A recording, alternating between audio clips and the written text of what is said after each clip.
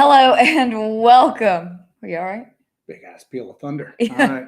Hello and welcome to Hellbent Holler Live. It is Monday, that same old Hellbent Holler channel, that same old Hellbent Holler time.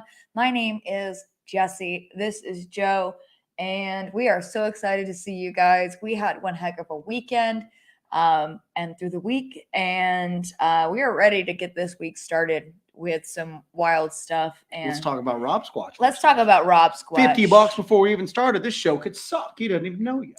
Yeah, this is out the gate. It's a great deal of faith. You're the real MVP. So the real MVP, Rob Squatch. Thank you for that, yeah, sir. Thank you so much. We will try not to suck tonight and let you down. Yeah. And he originally said that we're his favorite kryptonite. Well, that is awesome. I really thank you, sir. We appreciate that. Thank you. Yep. All right. So we've got Jonesstead Farm in here. We've got Lady Wolf. What is up, my girl, Lady Wolf? James Barker, War Criminal, Catherine Gay. We got all the regulars. MK Ultra Prime. Deuster's in the house. I think we're going to be on MK Ultra Prime's show on Sunday. His inaugural episode. Oh, that's going to go well. We're like his first guest ever. That's going to go very well. Maybe he'll play what did they play before you today? A disclaimer. A disclaimer. Yes. Yeah, we'll get to that. Jessi did a podcast earlier today, and they put a disclaimer up before she started speaking that the views of the guests do not reflect the opinions of the hosts. And Jessi was just like, it's a nice disclaimer. You're probably going to need it. The poor guy just went, oh, that's great. Okay. Followed by nervous laughter. Yeah. All right. Yeah. So today I did I guess it was an interview. Yeah, it's an interview. More just you ranting. Me ranting. An hour straight. Me ranting. I did a rant at 1 p.m. on the Untold Radio Network. I think that's what it is. The guy was Barnaby Jones. I met him at the Monster Fest. I had talked to him before we moved. You're going to hear thunder in the background. It's storming like crazy outside. We do have our battery backups. If this all goes down, you guys be prepared. Hang with us. We'll go to battery backup. We'll be right back. We do have, we got battery backups for everything. So if the stream does go down, because our power has been in and out today with these storms, we are ready to come back live, and we'll do it live. We'll do it by candle. We'll do it live. We'll do it by candlelight if we need to. So you guys just hang tight if we do get lost on this. So yeah, I did that thing. Did the thing, the interview, and I basically ranted for about an hour, and lots of uncomfortable laughter, but that's cool. It was fine. Go check that out if you guys want to hear me rant some more, if you guys aren't tired of hearing me rant every Monday and in every video I do. So there's that. All right. Sound and video are great. Wonderful. We remembered to plug in our microphones today, so I was running on fumes last time, man. So you're running on fumes today. Running on fumes today. So, all right. Definitely, no one says I definitely want to hear that rant. Well, it's me talking about what I do, but one small thing I have is when I go on shows and they haven't watched my videos and they're not like 100% sure about what I do or anything that I do, and they've not really watched my videos, and then I have to kind of go from there. And I understand, like, if there's a new audience, that's great, but yeah, just kind of have some background. Otherwise I'm going to just steamroll right through it. So E-Rev, I hand out NDAs at the supermarket for casual conversation. Yeah, I would not doubt it. So all right, so Steph V says, I want to see the Shapeshifter. All right, go into this, how we ended up on so we'll basically talk about a 72-hour hunt for like a Shapeshifter that you heard about off another show. Yeah. Do you have that image? Can you share that image? Is that like copyright or anything like that? I don't think it's copyright. I do have it I have it screen capped on my phone, so I can message it to you and then you can put it up. But so I was listening to a podcast. There's like a conspiracy podcast that I listen to from time to time. I've not listened to it in probably a couple of months now. And just on a whim, just out of nowhere, I was like, I was cleaning up the house. This is Friday or Yeah. maybe before that. I was cleaning the house and I was like listening to podcasts. So I put it on. Wait, was it Friday? It seemed like we spent like so much longer looking for. Yeah. No, actually, it was last Monday. Yeah, it was. Because I spent the week kind of looking into the stuff. Anyway, so I was listening to it, and he had somebody that called in and left a voicemail about a shapeshifter, a possible shapeshifter that they saw at a trailhead. And they're talking about it. And I was like, oh, wow, this is right up my alley. Normally, they don't talk about this kind of stuff on this particular podcast, but they were talking about the shapeshifter that this guy called in. He said he and his wife went hiking. Some weird stuff happened on the trail. Like they started to black out and get very disoriented, which to me, that rang a bell. That was just like what happened to us in Panthertown Valley. And I was like, whoa, okay, this is interesting. So I perked up and I'm listening to this and he's talking about a possible shapeshifter.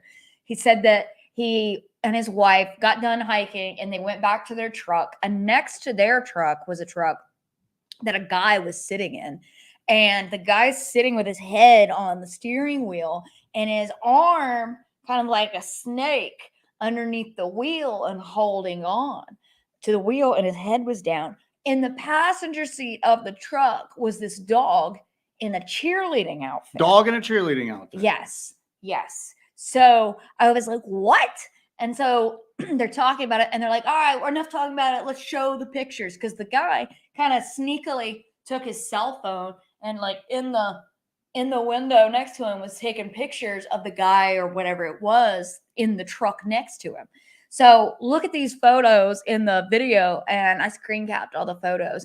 In one of the photos, you can see a hand coming around, and you see how my arm bends like this, and it's pretty solid here. In this photo, it looks like there's another bend there, and it is very clear that it looks like there's another bend there.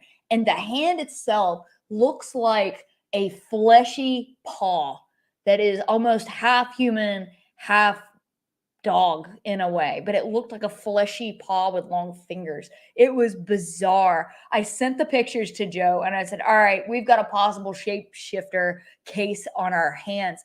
It turns out that trailhead, that particular trailhead, is very close to where we are. So we're like, oh, this is going to be a no-brainer. Let's go scout this out. Let's go check this out. So I looked up where the trailhead was. We packed up. We did some preliminary research on the area. And it's a pretty wild area. It is what was at one point the frontier of settlement. It was the dividing line between where the Europeans were here and the Cherokee that inhabited the land to begin with. So that was the dividing line right around that particular area. In fact, there is an old set of structures out there that we've visited before, and we're trying to get permission to do an overnight at because it is a state-owned facility. But there's two structures out there. There's a house and then a brick building that was basically, it functioned as almost a fort on the frontier. And there were a lot of skirmishes there. A lot of people died there. And it was also, it's also a highly contested piece of land for a long time there. So there's a lot of energy. It's a very charged area, and it's a pretty wild area too. There's not a lot of people that live out there. So it's pretty remote and rural, as we learned going out there. So we decided we would go and do a scouting mission over the past couple of days. And how did that go? A lot of heat. A lot of heat, a lot of bugs. But yeah, it was. What did we not find, though? We did not find a shapeshifter. We did not find a shapeshifter. No. So. But we did scout out the area. It does look interesting. There's a lot of history to the area.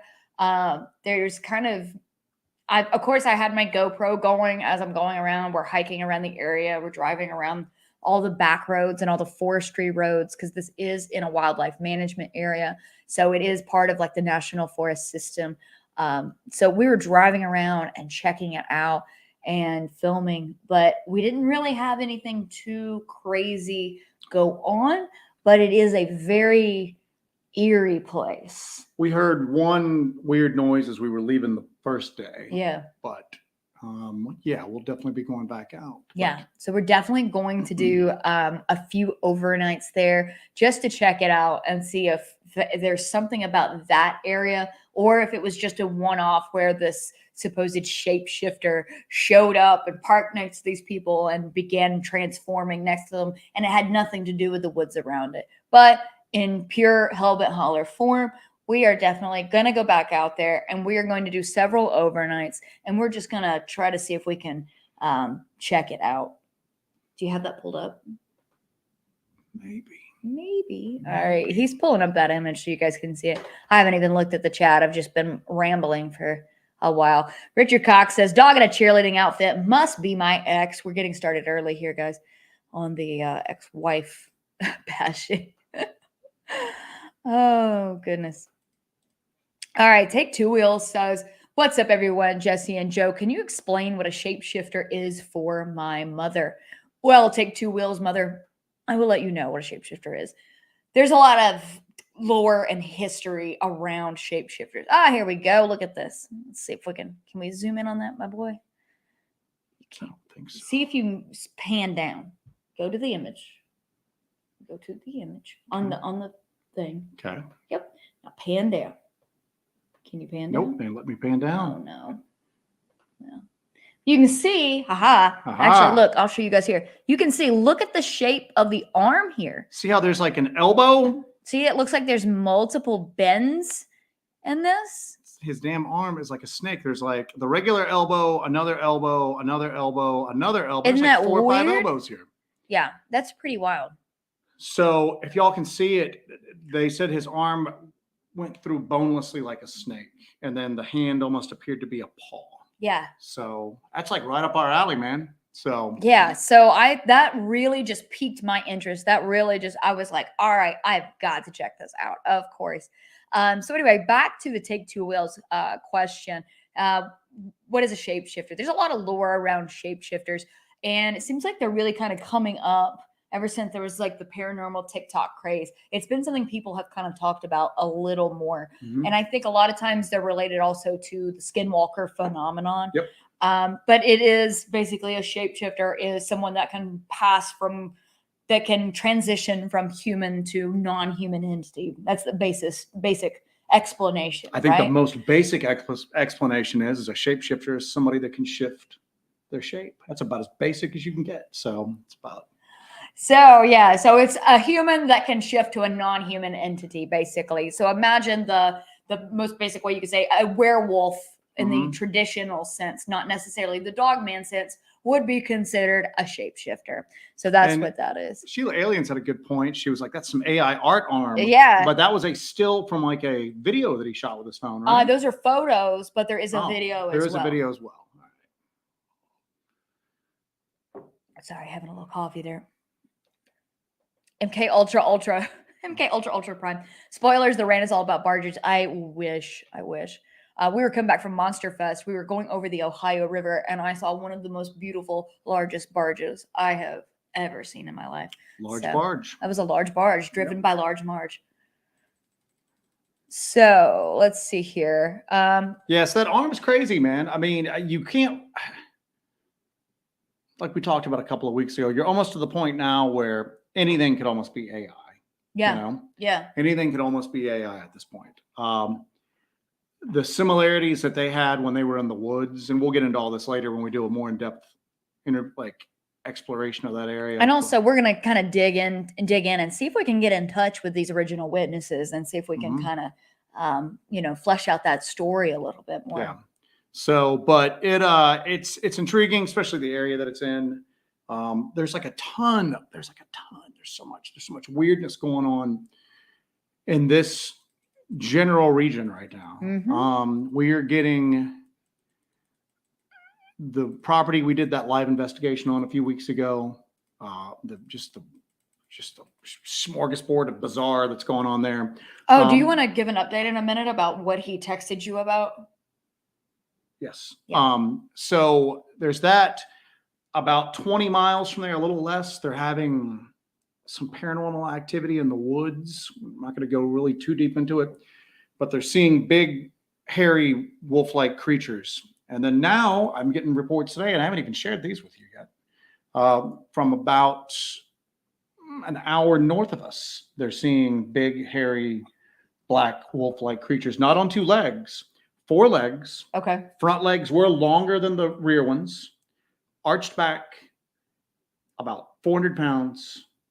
Its shoulder was level with the roof of the vehicle that these people were in. Jesus. So they said it was eating something on the road and then took off. This is like a megafauna. Yeah, and I can't. I hopefully and the gentleman who turned us onto the story, we're not going to share any details with it right now, unless he said later on says that we can. But tons of weirdness going through here. So. MK Ultra Prime says, I think I know where you were talking about. If it is where I think, there's a report of a shape-shifting witch from a few years ago on the Confessionals podcast. That is actually what led us to doing this stuff. Panthertown Valley, was that particular story about the shape-shifting witch. That's why we went to Panthertown Valley those 5-6 years ago. Yeah. And that's what close to 7 now. So yeah. That's what inspired us to start filming this, was our experience in Panthertown Valley, in the exact location where that shape-shifting witch was reported to be. So that's what led us to doing this, which hopefully we didn't begin our journey with shapeshifters and we're going to end our journey with shapeshifters.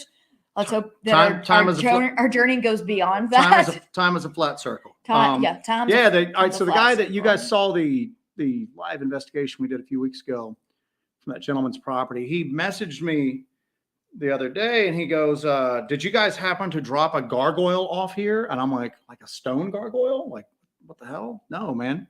And he goes, no, man, me and the cats and dogs have been hearing what sound like huge wings flapping at night, but literally nothing invisible at all. He goes, it's in the trees, the sounds all around the place. We don't see anything, but she's large wings flapping.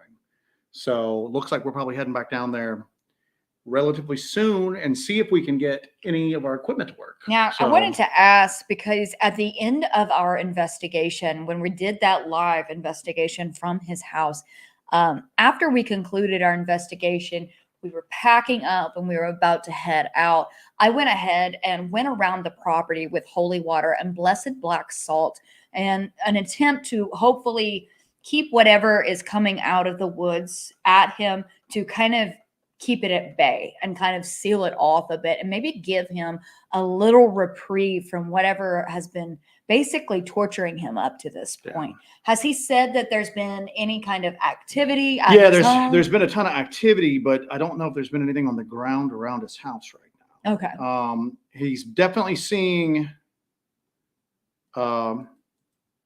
stuff in those woods where we saw those lights at, and where I saw the hindquarters of something going by, and where he claims he saw that giant like canine on thermal. But there's tree limbs popping the exact same place you were at and saw the orb. Said he was trying to record him, but he was having like issues with his phone. Says he's hearing faint conversations coming from the woods, but there's nobody there. And a couple of times he's hearing what sounds like breathing right next to him. Yeah. So I think the physical stuff's pushed back, but I think we just might need to burn the whole woods down to the ground. It's probably going to be the safest avenue of attack for all of this. So we're definitely going to go back down there and do another investigation. If he starts having stuff flapping around his house like that, we'll probably go back down. We might go back down sooner rather than later. Yeah. So Gunpowder Owl goes, I called giant radioactive mosquito last time. Giant wings. So. Yeah, remember when I saw, of course, I mentioned, I think there's an owl. I hope it's an owl. And of course, Gunpowder Owl was like, did you say owl?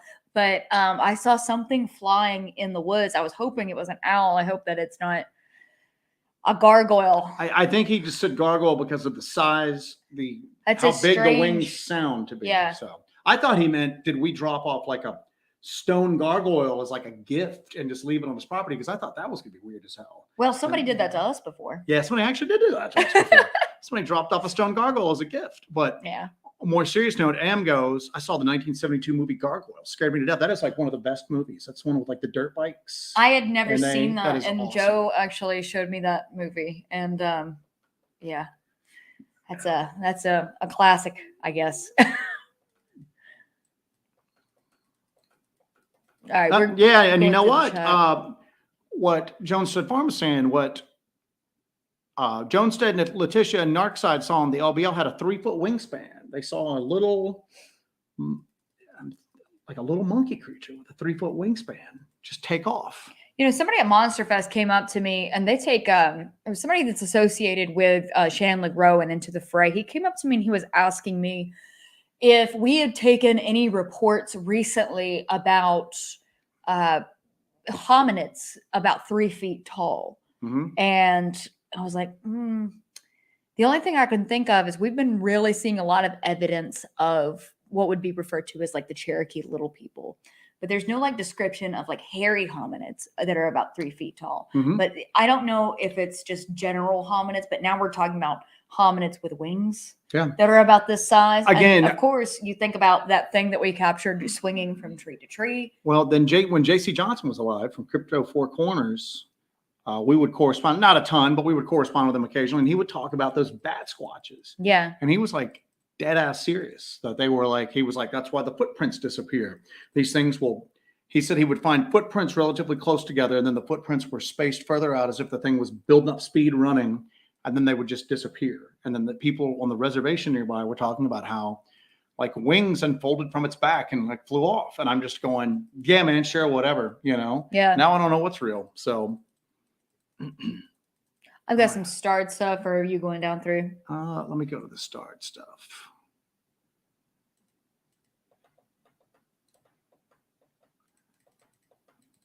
Radioactive mosquito.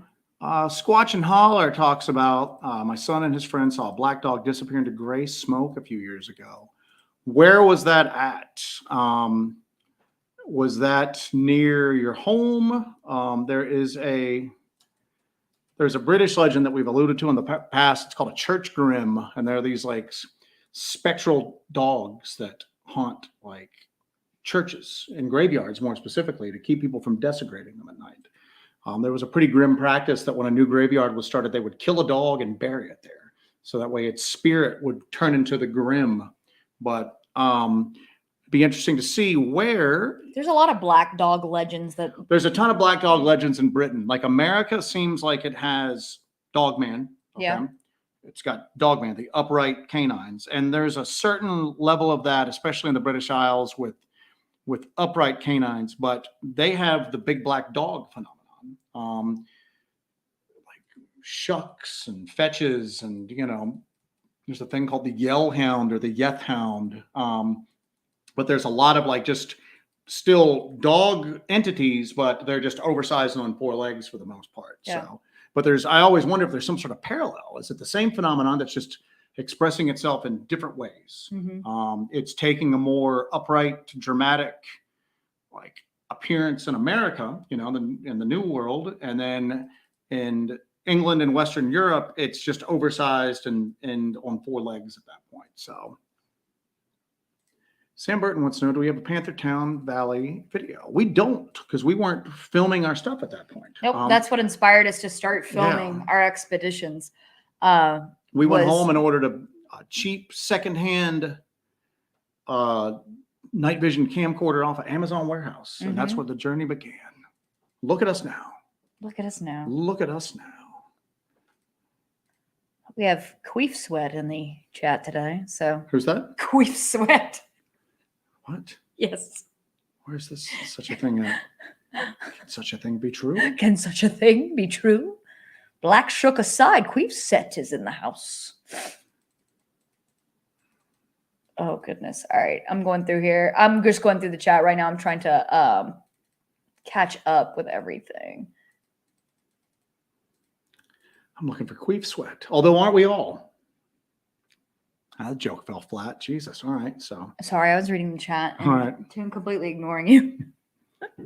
All right. Let's see. You don't have to look at it to know that it exists. Much like a cryptid, Queef Sweat is in the chat. Queef Sweat says, Queefer Sutherland just sounds silly. Only on Mondays. All right. On Mondays. All right. I've got some up there. I'm going to go ahead and go to them. All righty. And you can take those off there when you get done with them. Let's see. Kim Drescher says, He has an arm like Mr. Toombs of X-Files fame. So if you remember that episode, it's from the first season of X-Files. It is the Shapeshifter episode. Mr. Toombs was a shapeshifter that was pretty much immortal, and he would go into his cocoon, and every 32, 38 years, he would come out and eat people. So yes, so it is very weird that his arm does do the thing like Mr. Toombs does, because he is a shapeshifter as well. Of course, he's shifting from person to person to person. So, all right. So the other big thing that's been in the news is that like Vegas UFO thing. Okay. That every time somebody thinks that it's been debunked and it's just people trying to like cash in on the UAP craze, something else weird comes out. So what you telling me about that there was some forensic, what was his exact thing? So forensic evidence reconstruction? He is a crime scene reconstruction specialist. Okay. Now, what they used to do is they used to make dioramas of crime scenes, and they would present them to the jury during court cases. And that way the jury could see exactly how the crime scene was laid out. Sometimes they would draw the crime scene, but sometimes they would make these dioramas of the crime scene. That way, instead of the lawyers describing the scene, they could actually get a good visual on what the scene looked like, so they can kind of gauge what it looks like. Okay. Nowadays, crime scene reconstruction specialists will often use 3D graphics modeling programs to reconstruct it in a 3D interactive way. That way they can take the jury through the crime scene in a 3D manner, so they can see everything. Okay. A lot of times they'll go in and they'll scan the scene with LiDAR to kind of reconstruct everything too. But anyway, carry on. So they brought in the guy that you just described, and he went through and analyzed some of the footage that the family took when they were entering the backyard.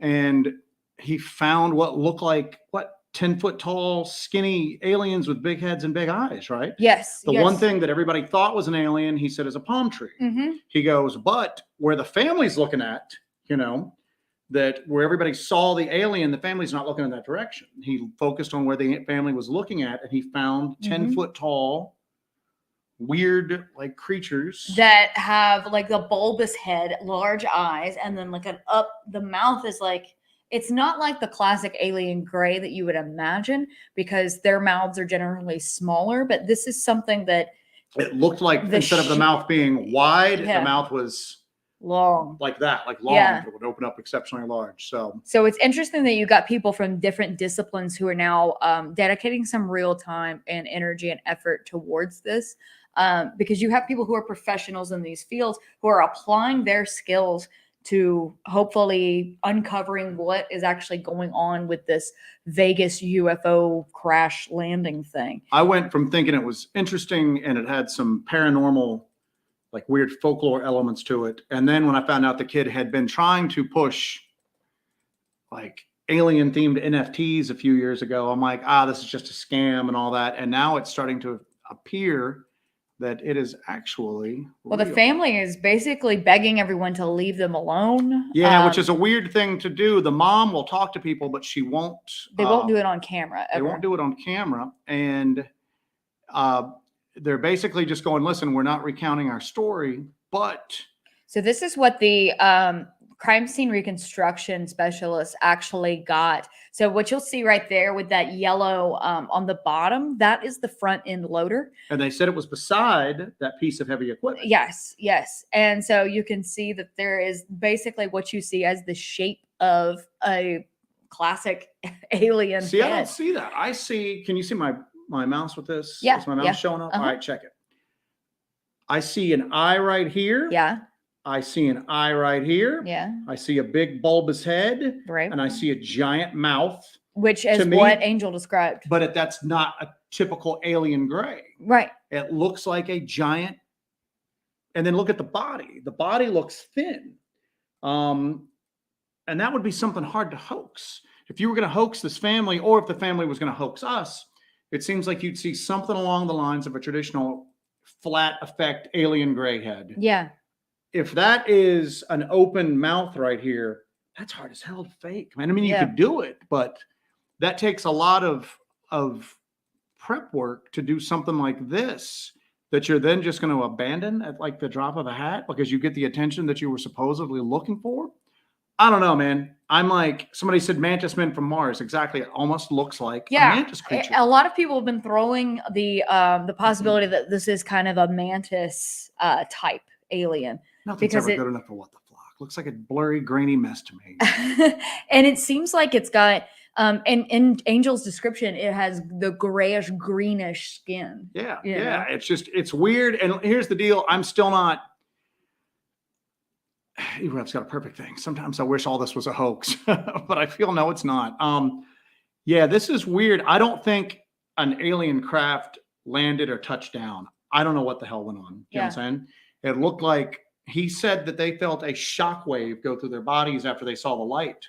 The neighbors, when you see the people talking to the neighbors are kind of either like nervously laughing, and maybe that's just because these are just normal people and they're not used to talking to the press, especially about their neighbors having like aliens in the backyard. But a lot of them just, I mean, you see people on the news all the time. Some people, you put a camera in their face, you know, they think this is my 15 seconds of fame, you know? Yeah. None of the neighbors are doing that. The neighbors are just like, well, I'm not going to say they're liars. I don't know what happened. And then they just go.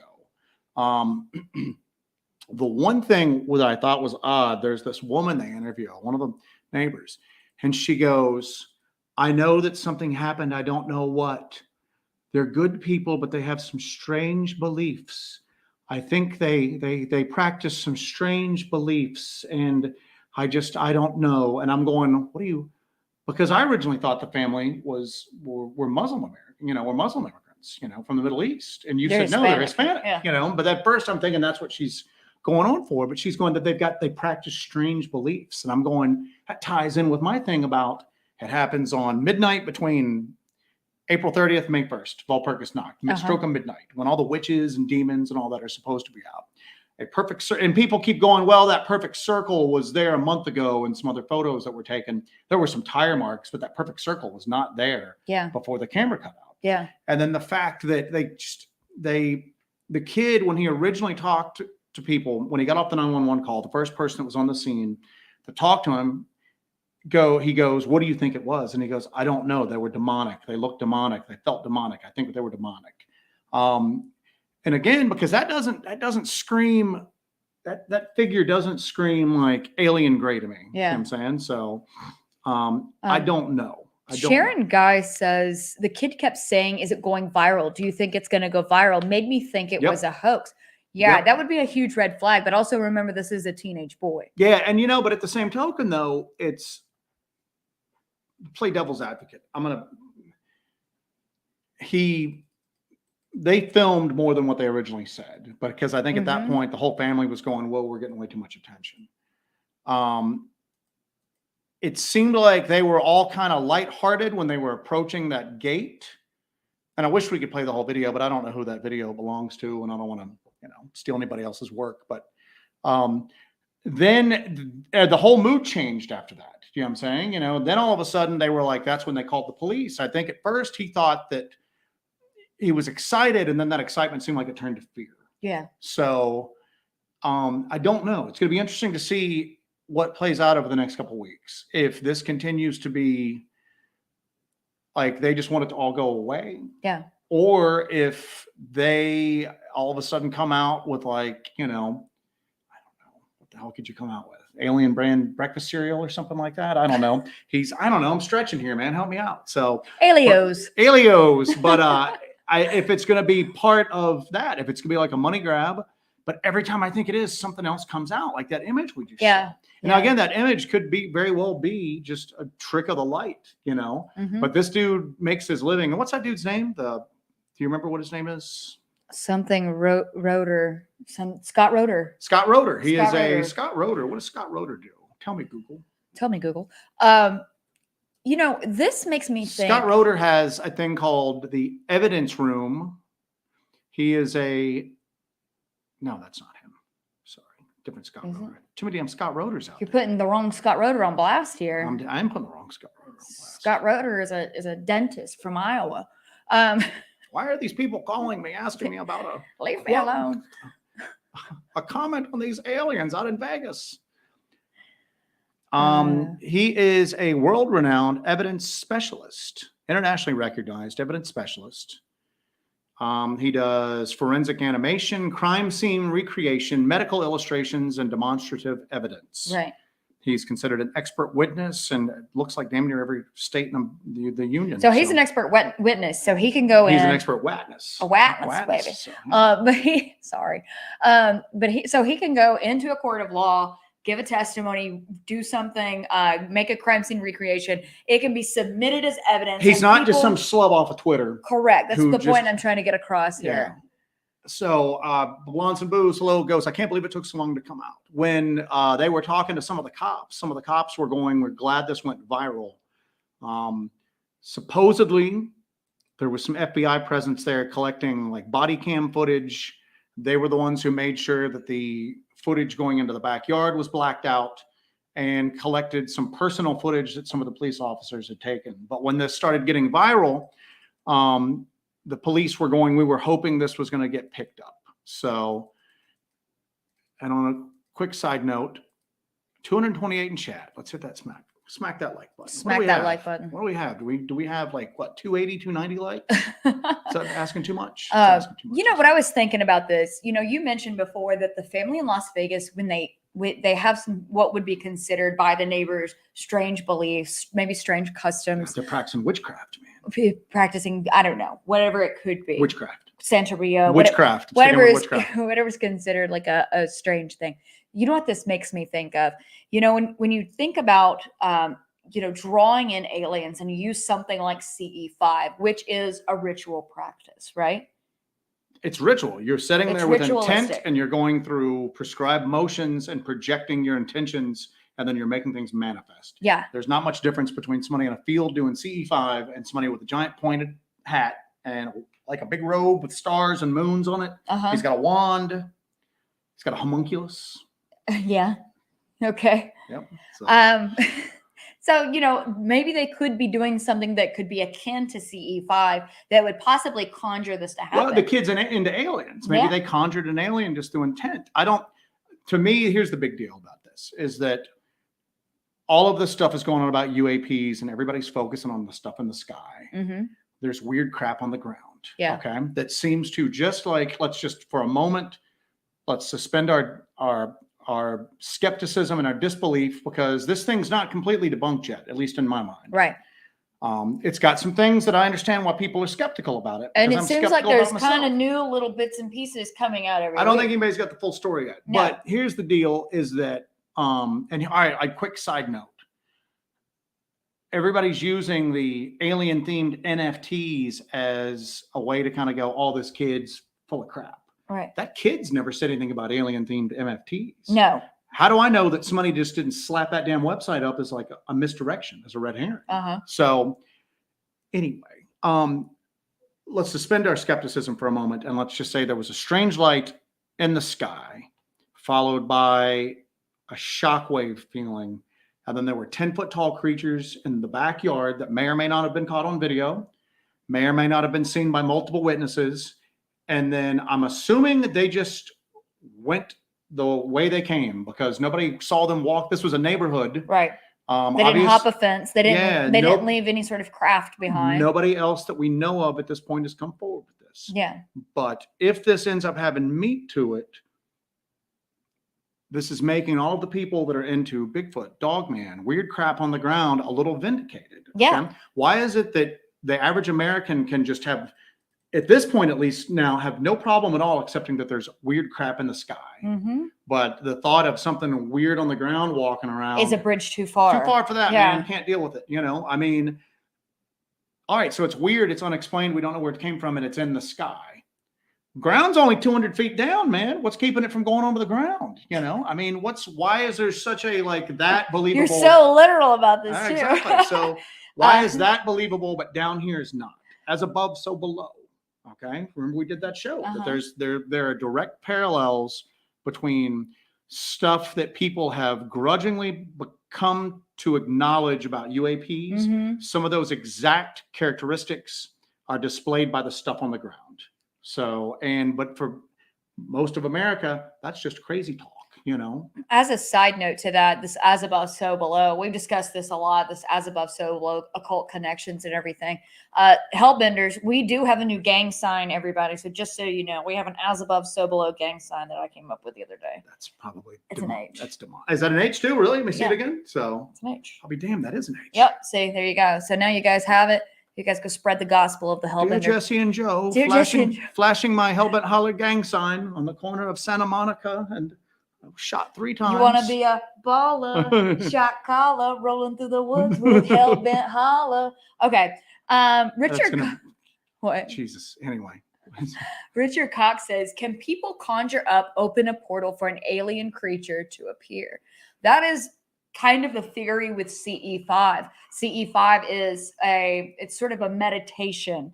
It's putting out intention, and it's a prescribed set of meditation and ritual in order to hopefully conjure up a visit from someone from another world. But we think it's also things from other dimensions at this point.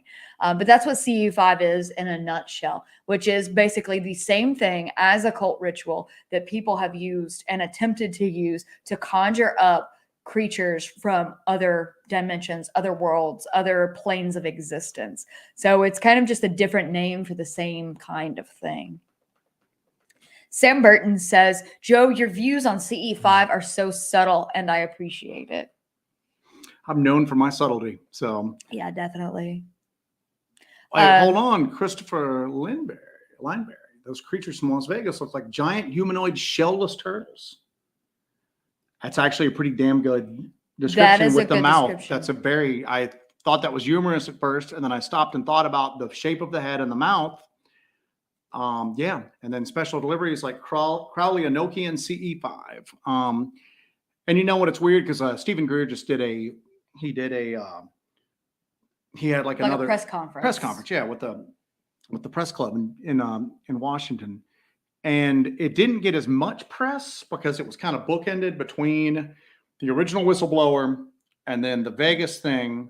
And then Stephen Greer was basically coming out going, I've been mentoring the UAP whistleblower.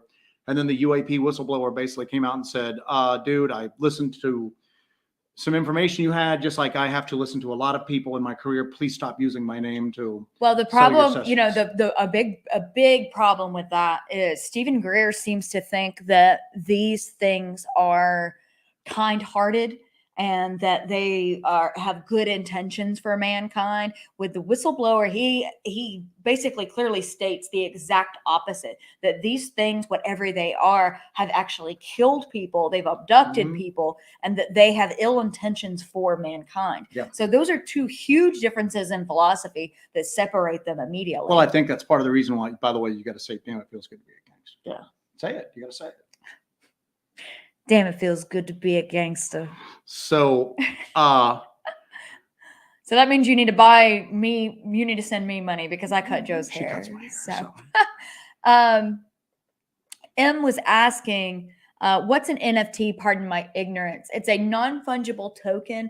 So it's something that came out, I guess that was like towards the end of the whole, the COVID era is it's digital art that you can only buy and sell once. You can't like copy it or something like that. It's another scam of sorts. James Barker, Orange. I can't believe you have to ask that. Blaze question. Orange, brother. Blaze Orange, bro. Blaze Orange. So, anyway, so it's just gonna be interesting to see how this plays out. And I just think that it's weirder than what I would expect a hoax. If I'm expecting, how old is this kid? Like 14, 15, something like that. Something. I would expect something that goes more along the lines of traditional alien gray stuff. Okay. All right. And I would expect there to be, because 15-year-old boys are not known for their subtlety. All right. I would expect there to be some sort of attention grab, or if it's going to be a money grab, I wouldn't necessarily see that being played out. Maybe I'm wrong. There needs to be some implementation of the monetization, right? Yeah. I mean, but they've not done anything to monetize this in any kind of way just yet. They've not made any money off this. In fact, all they're getting is harassment Yeah. at this point. MK Ultra Prime says Greer's a grifter supreme. I don't. All right, I got mixed feelings on this. A grifter, an absolute grifter, could still develop or stumble across something that's authentic. Yeah. Maybe then he uses it to charge people $3,000 a head to go out into the desert to see lights in the sky that they have summoned. But that's something that I've struggled with, is because it seems like once you get out of Greer's inner circle, other people that are using CE5 seem to have results. And but I'm like going, I don't personally believe Stephen Greer. I mean, I think that he started off with good intentions. Mm-hmm. I think that first like Washington Press Club thing that he had was like groundbreaking. But I think somewhere along the line, it kind of became more about the cult of Stephen Greer than anything else. They kind of got away from him. But that still doesn't mean that he could not have developed or stumbled across something that's authentic. That's the two true. are not mutually exclusive. Yeah. So I don't think really buying into the notion that these things are benevolent. I think that is such a wrong-minded thing, that you can know their intention. You can know as if they're a monolith, or as if you have this insider knowledge about what their intentions are. well, I mean, I think That's the crazy most you to can me. hope for, the worst you can hope for is just sheer malevolence. Okay. Which, if you listen to the UOP Wiffle ball player. whistleblower, the UAP whistleblower. Damn, that was. We're gonna start a wiffle ball team. Yeah, the Hell and Holler Wiffle Ball team. How did all this get started? Well, one night Joe was on the live stream and just, anyway, lost my damn train of thought. No, I didn't. The wiffle blower. Wiffle blower. So the wiffle blower was saying, I'm going to start doing that just all the time now, just drive people crazy. The what? The wiffle blower. The wiffle blower. I have a speech impediment. He kept talking about how some of these things were malevolent. They did not have good intentions. Yeah. People had died over the course of it. Yes, and people have been abducted and injured. And I think that's worst case scenario. I think best case scenario that you're getting at, there's this false idea that just because a species or a group of entities have a sufficiently advanced level of technology that they're benevolent for some reason. Yeah. You know what I'm saying?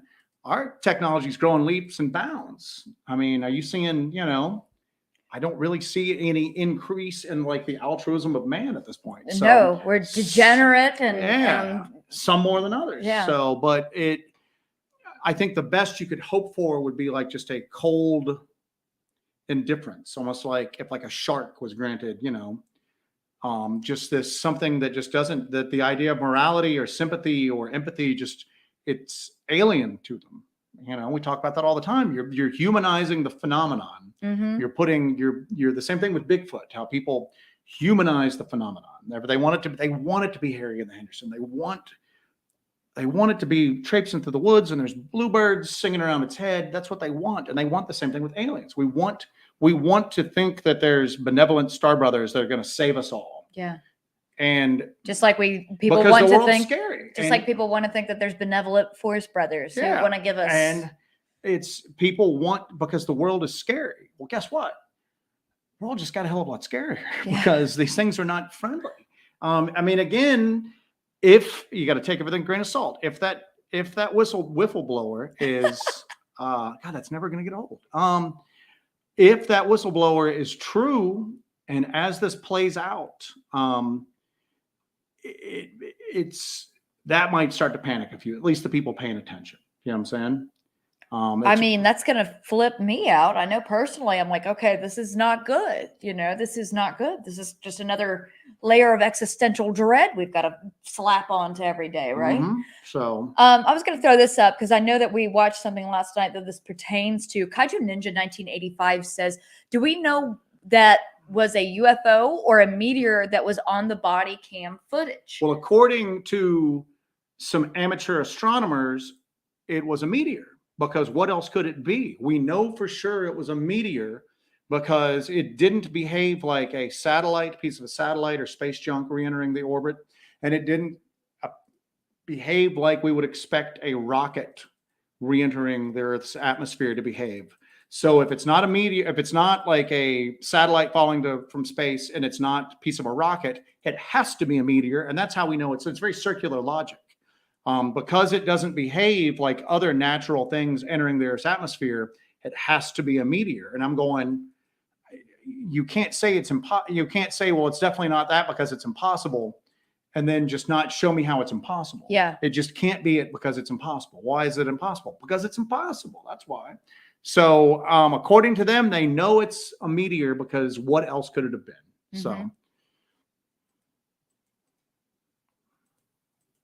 we're going through the chat right now. We're going to the chat right now. Let's go rolling. Somebody's saying, take two wheels. Take two wheels. Didn't you have a weird screen issue last week too? Nobody else is having it. So. Yeah, I don't think anybody else is having split screen. I think you're just splitting the screen, homie. Oh, this is interesting. Yeah, I remember this. Linda Dirickson says an episode on Skinwalker Ranch tried to open a portal through Jewish prayer and meditation. Yes, they did. They had a rabbi come out. Do you remember that episode? I do remember that. They had the rabbi come out. I always had an issue with this because I was like, why did you have a rabbi come out when you are in the Uinta Basin? Why don't you have, like, I don't know, native people of the land come out? That was weird, but they seem to have some sort of like response to it. Maybe they did, yeah. Do you know who they need? They need to have those Native American ghost hunters that were on Ghost Adventures. Oh my God. They were running out like samurai swords and crap like that. Yeah, it was awesome. Yes. So, and I can't ever find out anything about them. Lance Lenmark says they are not evil. They can kill us anytime. Come on. I saw that damn craft. I believe you saw a craft. And I'm just saying, just because they chose or they, for whatever reason, didn't harm, they obviously don't harm everybody they come in contact with. But there's a sizable portion of people who are harmed just by sometimes their proximity to it. It seems like a benevolent, let's take it to its, the scenario that everybody always kind of defaults to. These are spaceships. They're coming from another planet. It's a technologically advanced race that developed on another planet in our universe. Seems like, and they want to get close to like native, basically wildlife, which is what we are. Yeah.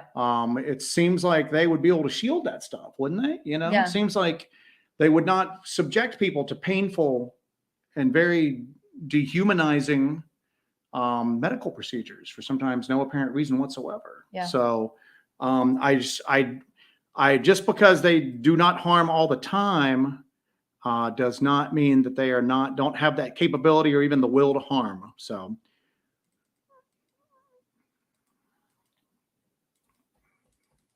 Rolling through the chat here. Make sure you guys hit that like button if you have not yet. Make sure you still are subscribed to our channel. Some people got unsubscribed. We did hit 9,000 subscribers this week, so we are so thankful for that. We want to thank you guys for being subscribers and joining us in all of our cool little chats and everything. So make sure you hit that like button. And we are cruising through the chat and seeing what's going on here. Oh boy, nobody likes Stephen Greer. I'll tell you that. I think that I remember when that first press conference thing came out, and and that's really the first place, at least in my mind. I know people had come out individually before of varying degrees of believability, but with Stephen Greer, he brought out just like a cavalcade of people that just one after the other, all who were able to be proved who they claimed to be, and they all had, some people just had stuff of like, this is what I saw. Other people were going, I was a missile technician, underground. All of our stuff got turned on, turned off. This is what happened. There was a craft above the silo. And it just seemed like then all of a sudden it just got like weird. He got like a real snake oil salesman kind of vibe to him. And again, I'm willing to believe that CE5 is real to a certain extent. And who knows, he might be right, and that obviously it's a very complex subject that we're dealing with here. We're saying some things that we obviously hold some pretty strong opinions on. They're still opinions. None of this is proved at this point. Absolutely At the end of the day, everybody could look at each other and go, damn, none of us got it. None of us were right about this. But I still think that he comes across, I think there's a certain feeling that a lot of people have when they look at him, and it comes across kind of snake oilish, so. Kim Drescher says, if you listen to Linda Moulton Howe over the years, apparently some of them are neutral, some are friendly, and some are hostile.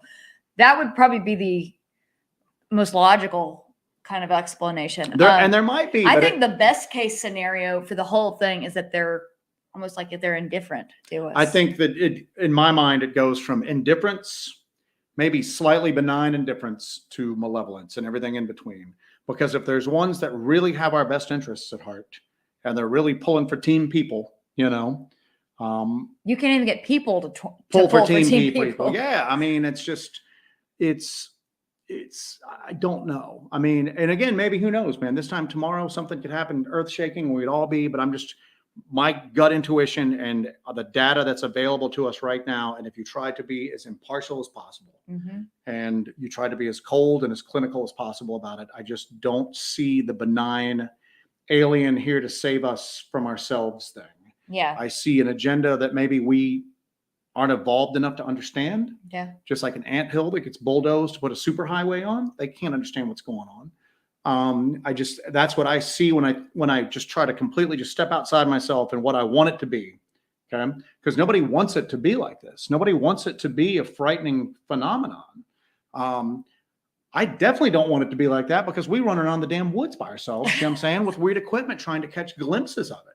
And I mean, I would like it not to be that way. And again, I'm not saying that it's 100% lethal because if it was, we've encountered weird stuff. We wouldn't be here. Yeah. But I mean, just because maybe you walked past a copperhead while you were out hiking and it just chose not to strike you for whatever reason, doesn't mean that it's friendly, doesn't mean that it's harmless. Okay. So it's a good analogy. That's a great analogy. I'm doing a hell of a job tonight. I'm doing a really good job tonight with this podcast. Really great job doing a really good job.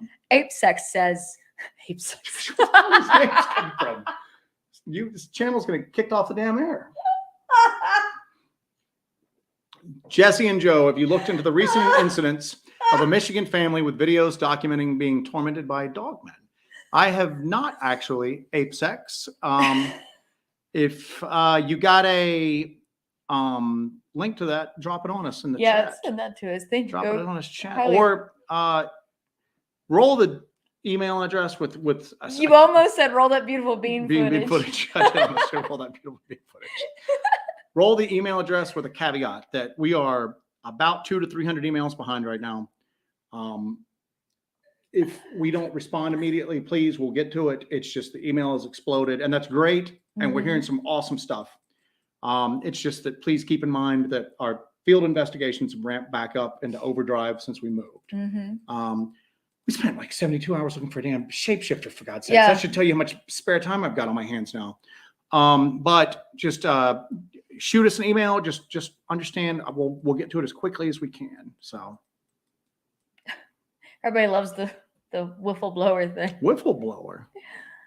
Oh goodness. And I always like to throw this out too. Just because we have a good time tonight doesn't mean we don't take the topic seriously.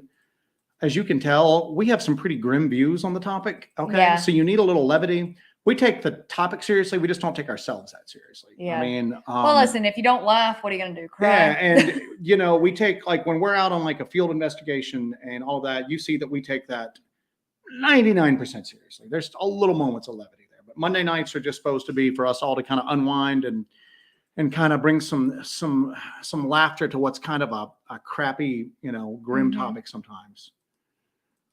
Central Florida Bigfoot's in the house. Hello, Matt. Everybody's kind of talking about the color of the fireball in the sky when it fell. All right, now, and I wish I could pull it up. I tried to pull it up before with the photos, but there have been at least 2, maybe 3 previous instances of lights roughly that size, if you took out the little trail that was coming off it, and damn near close to that same color, hovering over people's houses in Vegas. I tried to share them, I think, a couple of weeks ago, and they're just too small. They don't come across, but you can find them out there. UFO hovers over man's house in Vegas and look at it. It's the same color. So if it's a meteorite, what's a meteorite doing hovering over some dude's house,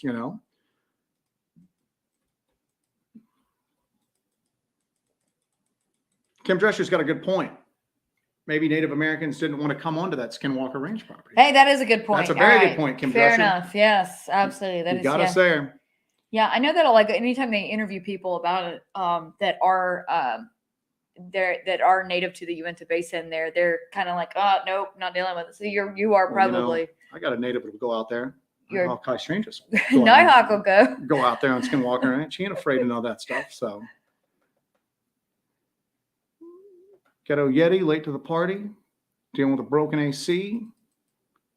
Hope you get your AC fixed my friend. Squatch and Holler said about the fireball, slowest meteor ever. Some people are saying that because more than one camera picked it up. Everybody's seeing the body cam footage. That on one, it seemed like it slightly decelerated, like hit the brakes and banked to the right, I believe, from that camera footage. I have not seen that, but I've heard more than one person reference another piece of video that shows that. Then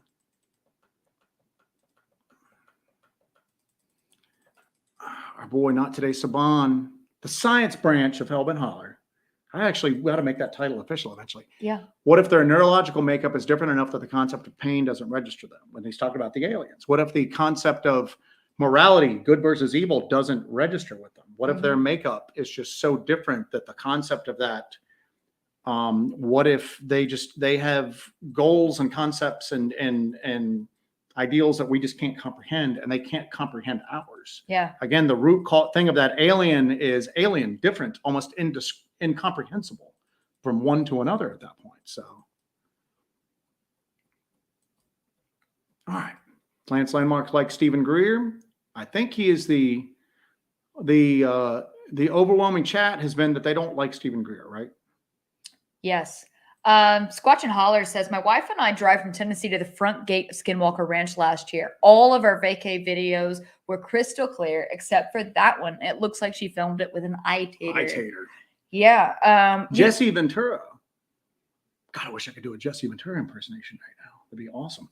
I think I can. You know, when he was doing that TV show, was it Conspiracy Theory? You're trying to muster up a Jesse Ventura impersonation, aren't you? Right now, lay it on me. Go. Okay. I can't. You're going to try for Jesse Ventura, and it's going to come out Hulk Hogan. No. So anyway, because he's from Minnesota. Minnesota. You've got to understand this. No, I can't. I live in Mexico. I live in Mexico. Jesse Ventura went there with his camera crew, and talking to them afterwards, he was just like, most of the shows that we did, we had to fluff them up until we got to outside of Skinwalker Ranch. And that's where they had weird stuff happen on the radio. Their equipment went haywire, and it's pretty cool. It's a quick little side note. There's a scene where Jesse Ventura, the governor, okay, no, that was Schwarzenegger, wasn't it?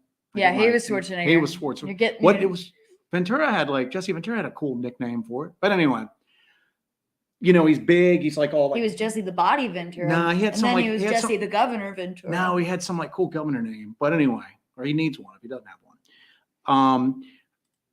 He's big and blustery, and the whole thing in the show is that he's damn near 7 feet tall. Even older, he's packed with muscle, and he's a former governor. He was storming the fence somewhere to get in, and he's like, what are they going to do? Shoot a former governor? So he's pretty full of himself, right? He's interviewing John Alexander, Colonel John Alexander. And John Alexander's just sitting there staring at those lizard eyes, right? And Jesse Ventura takes a noticeable turn in his approach throughout this interview. And I'm just going, Jesse Ventura's uncomfortable right now, sitting in this room with John Alexander. And I mean, wouldn't you be? Yeah, I would be very much uncomfortable. So I'm terrified of John Alexander. I don't say this about many people, but that's an off-putting person. Yeah. That is an off-putting person. It's definitely a terrifying person. He looks like a reptilian person. And then the things that he could just wave his hand and have done are terrifying. As you guys know, I am big on the infrasound. I'm big on looking into the infrasound, and I'm big on trying to study everything I can get on it. I found an old interview where they were doing with John Alexander about infrasound, and he was going, oh yeah, well, we looked into it because we wanted to weaponize it, and it just wasn't doable because it affects people differently, and this and this and this. And I'm just sitting there going, this is what John Alexander sets up at night thinking about. Yeah. I need new ways to kill people, all of the tried and true ways, they're just not cutting it anymore. I don't want to shoot somebody. I want to explode them with sound is what I want to do. His house is also filled with. His wife's a witch. His wife's from the Church of Satan. So, his house is filled with a lot of exotic religious art from all over including the world. His wife, because his wife is from the Church of Satan. Yeah. She's a total Morticia Adams looking lady. Well, there's nothing wrong with that. Obviously not. So got good taste in women, that John Alexander. So Kaiju Ninja 1985 says, are there other kinds of cryptids that you're interested to research that you haven't yet? I'm kind of over the whole shapeshifter thing at this point. So I think that's going to we'll check that area out. Yeah. I want to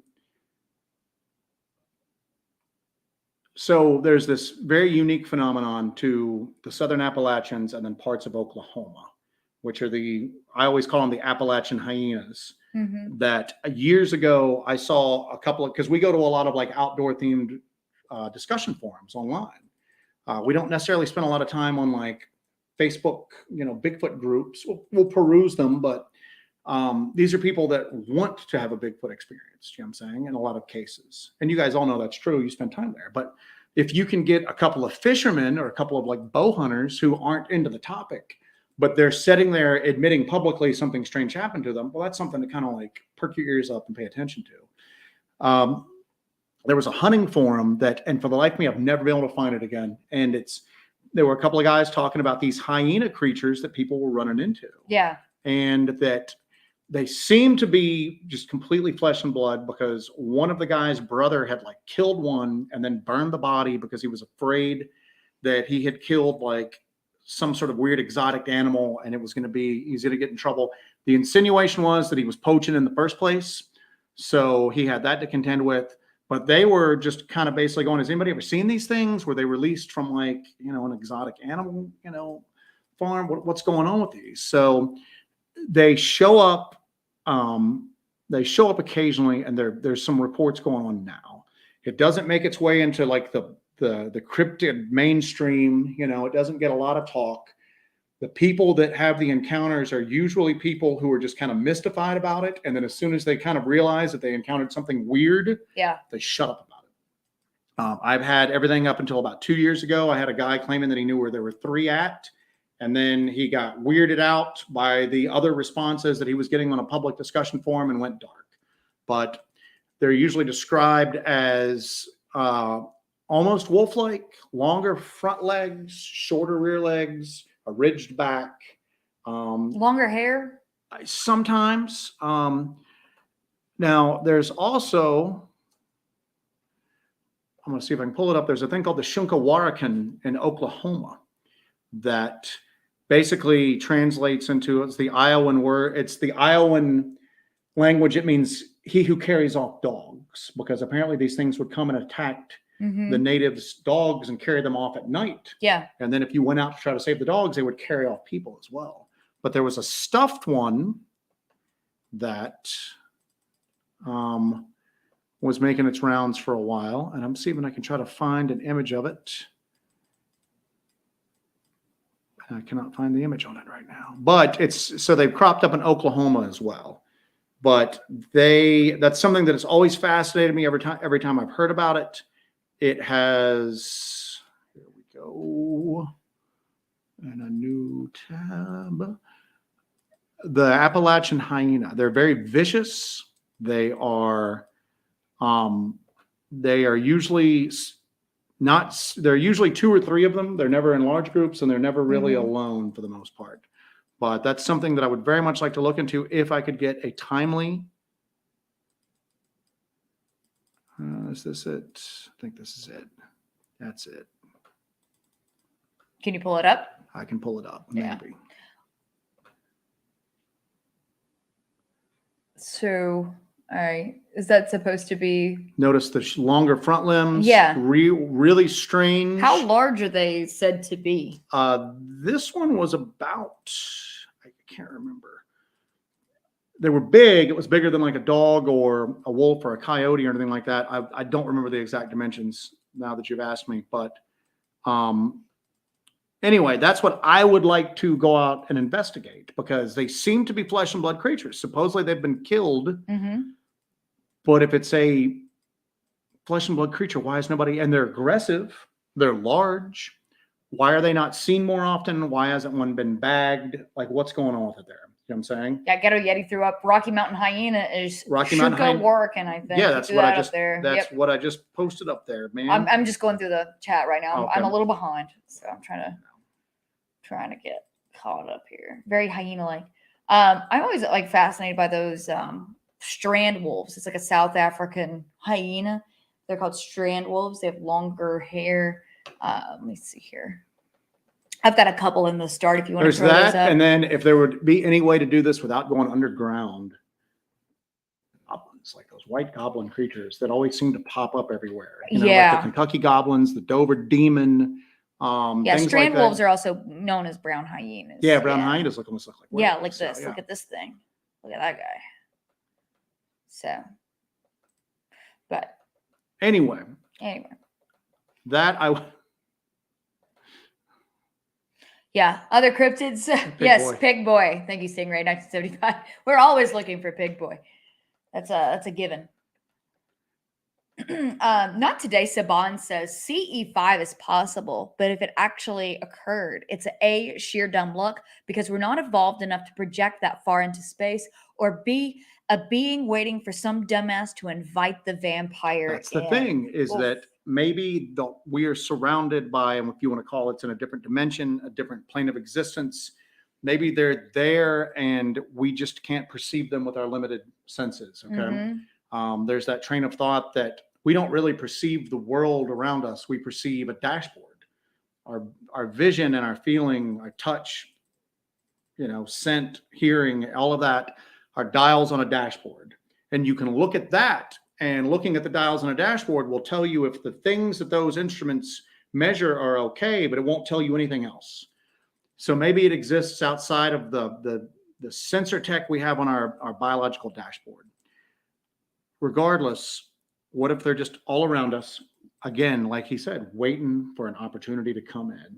Okay. Yeah. Just hovering, waiting for somebody to give them, back to Jack Parsons. Everything like is just so recurring themes here.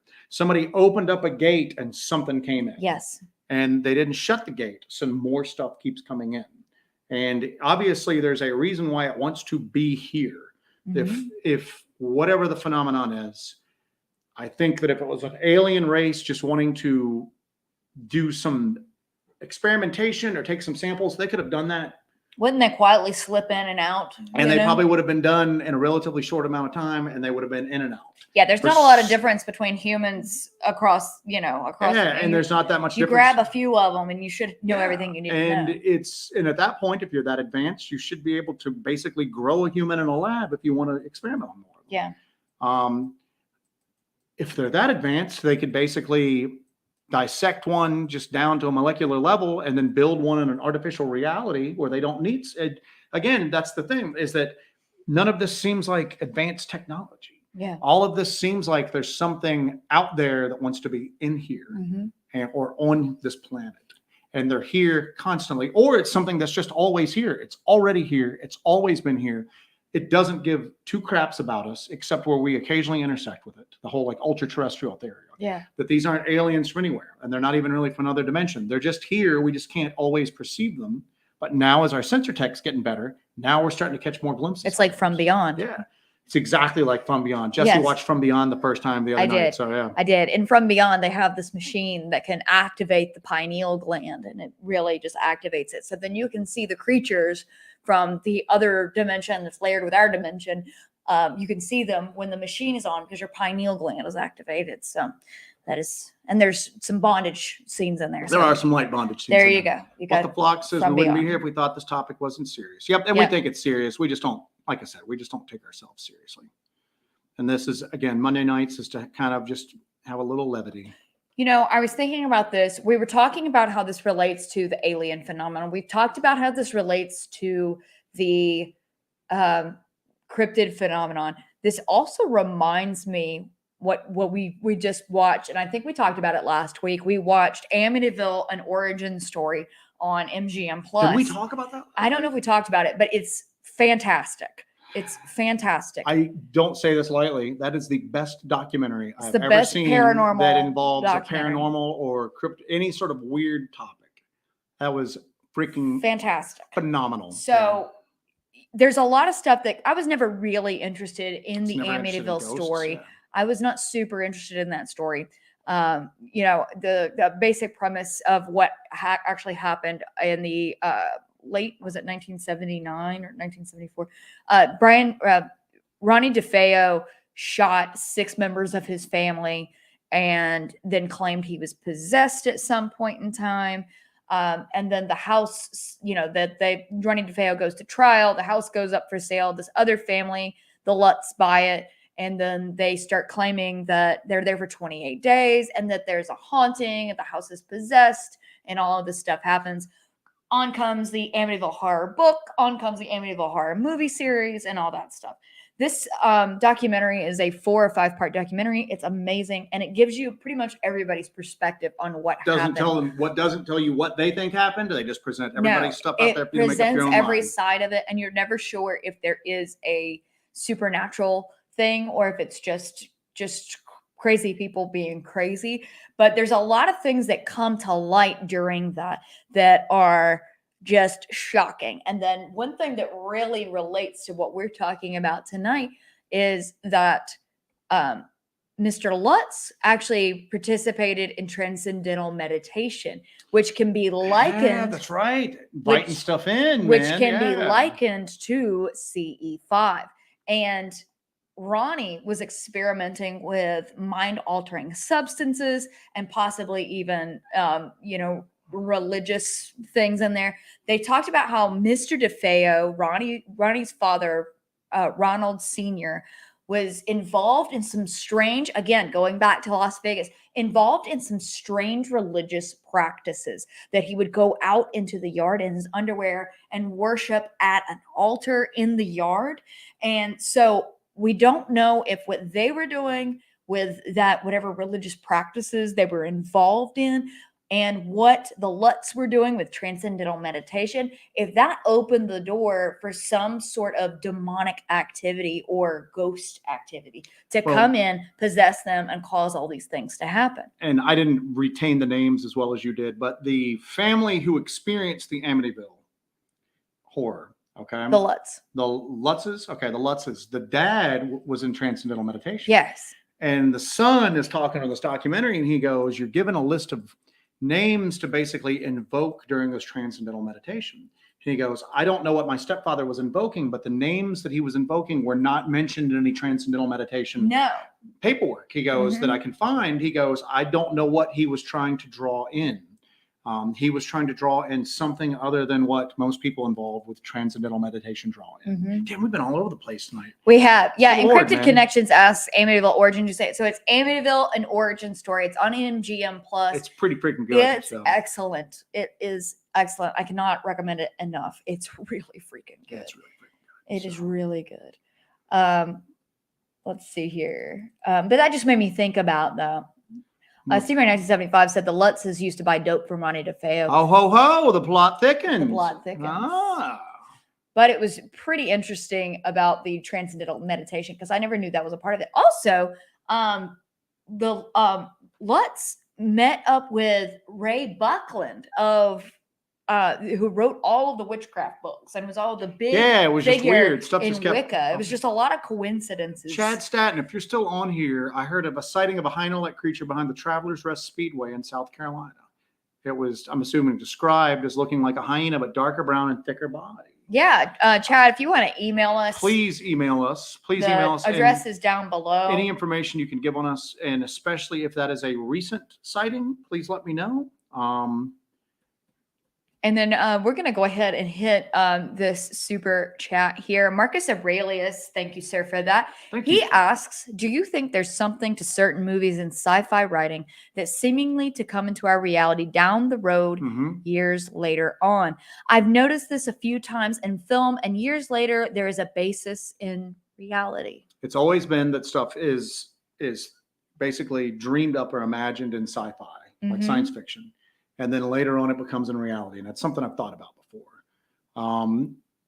Is it just that seed got planted in some kid's head, and then it was just always in the back of his mind? And then as he grew up, it was just kind of an obsession, and then he ended up inventing it. Okay? Yeah. And then there's the other thing that sometimes people will go, all of this stuff, and it was really big when like E.T. was out, E.T. the Extraterrestrial, the Steven Spielberg movie and all that Hollywood was trying to basically prepare the public, for the existence of aliens. There was that. But then there's the other thing that they're kind of bringing up here, is that maybe the fact that it was introduced and then you're all into that tulpa thing, that some of these things are mind constructs. Maybe they They're exist, willed into existence. or maybe they exist, but maybe their appearance Mm-hmm. is dependent upon, what's that line from the Mothman Prophecies movie? What do you look like? Well, it depends on who's looking. Yeah. Maybe that is part of what it is that some sort of, and you get into like some really weird, like Jungian, like, collective unconscious, like archetypes here, that maybe the fact that that seed has been planted in so many minds, maybe it doesn't bring the phenomenon to being, but it changes its appearance. It changes how it expresses itself to people. Yeah. That's extremely good one. And that might be part of what it is. Now let's take it one step further. Is somebody introducing those ideas in order to get a lot of people, their thoughts all aligned on that? Is there some sort of direction to conjure it up? I don't know. Not to go back to Jack Parsons. We need like a Jack Parsons like bell or something. Yeah, not to go back to Jack Parsons, but in the practice of Thelema, that is a big part of it too, is willing things into existence. That you put out your will and things only become reality through your own personal hidden will. And that there's all of this latent power within ourselves and our consciousness and our will that will create these things. I'm sorry. I'm going through the chat while I'm listening to you. I'm not laughing at you. You are laughing at me. All of a sudden the thing was, yes, light bondage. Good Lord.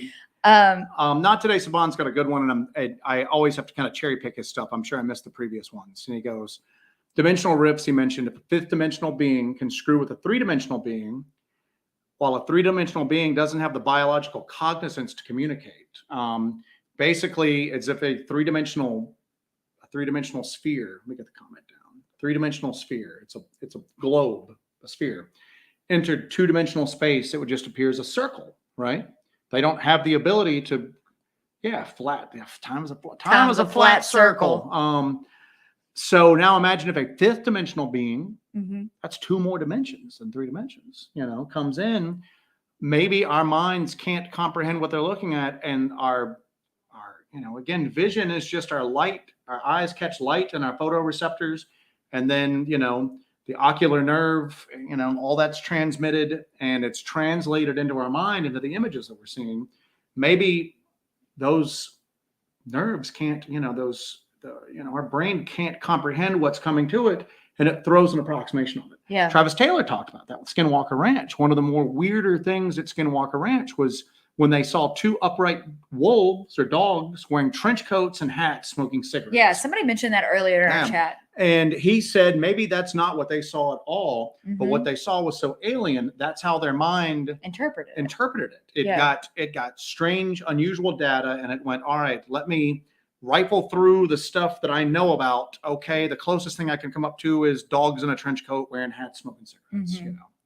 I wanted to go back to the Marcus Aurelius comment there, talking about. Thank you again for that. Yes, thank you for that. I want to kind of go back to that with something that happened with the with the whistleblower. With the disclosure from the whistleblower that came out. There was an article written in Forbes magazine recently about that, and it's pretty much, you've got your armchair skeptics who are constantly just discounting everything, and that's one of the pet peeves that Joe and I have about a lot of these fields, is the people that try to make hay on just poo-pooing everything that goes on. There was an article written in Forbes where the person writing it said that none of this can be true because there are tropes that are used in sci-fi fiction in some of this story. So therefore, none of it's true. Yeah. And that's the laziest, weakest, and dumbest thing I have ever heard. So it's just funny how, you can relate sci-fi. Well, one of the other professional skeptics said that the whistleblower's testimony was, we're going to be watching we're going to be watching like CNN or something like that. Unlikely, and they're going to go, sure. the whistleblower says it's going to take off. The word's going to take off. You heard it here first. We're going to will it into existence. But they said something similar. He basically said the same thing. He goes, this is just the old, tired, played out UFO tropes being trotted out again. And also, if this was going on, we would have heard about it before that. And I went, well, it sounds like we've heard about it before that. You know what I'm saying? Because the guy's saying stuff that people have been talking about, at the fringes of society for decades at this point. It sounds like they did a really crappy job keeping the secret. They just did an exceptional job making everybody think that the information that leaked out was crazy, and that Yeah. the people who talk about it were crazy. Mhm. So they did a real good hatchet job on the people that are involved with it, but they did a pretty piss poor job keeping the information hidden away. So to me, the fact that some of these were those old played out UFO tropes, well, it seems like maybe a lot of the stuff that people have suspected for decades is true after all. Yeah. You know what I'm saying? So, What the Flock says about that, I totally think that is true, Marcus. Hollywood movies are a form of soft Mm-hmm. disclosure.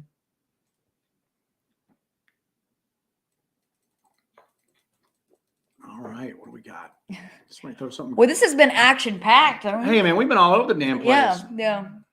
We were actually getting ready to do the show, and I'm like, I don't think either one of us prepared for this, Jessi. We'll just wing it. I think I'm doing a great job. I'm doing a really good job tonight. Yeah, I'm doing an excellent job. Yeah.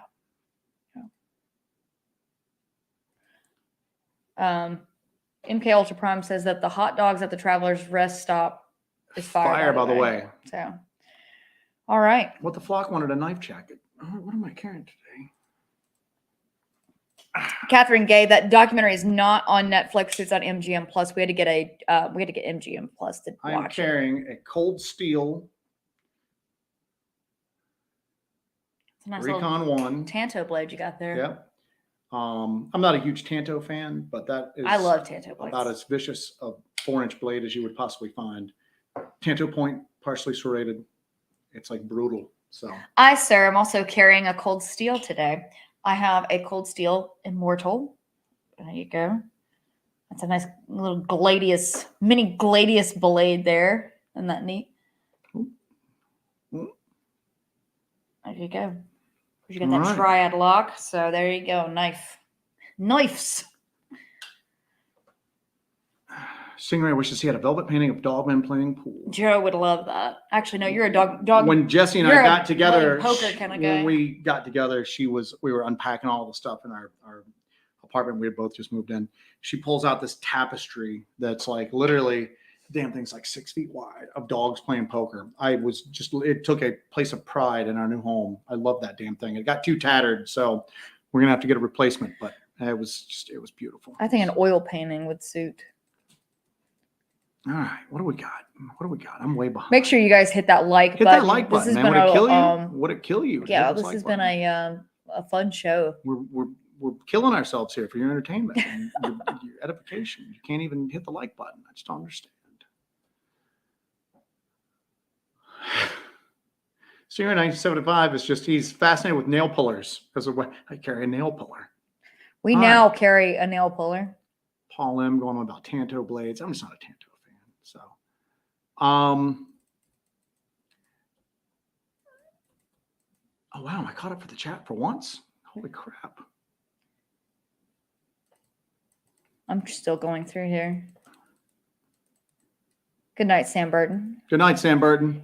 Yeah, we are. And again, if you're still on here, Chad Staten, please, or you watch this on a repeat, send us the information about that hyena. And any of you guys out there, if you ever get, especially North Carolina down through Georgia, west to Kentucky, if you get any reports of that, or reports of creatures on all fours that don't look like just big oversized wolves, especially with the longer front legs, shorter rear legs, ridged back, more pronounced, thicker snout, and they're in packs of 2 to 3, and they're extremely aggressive. One of the themes that I always hear about is hunters will encounter them, and they will basically want to chase hunters away from recently killed deer.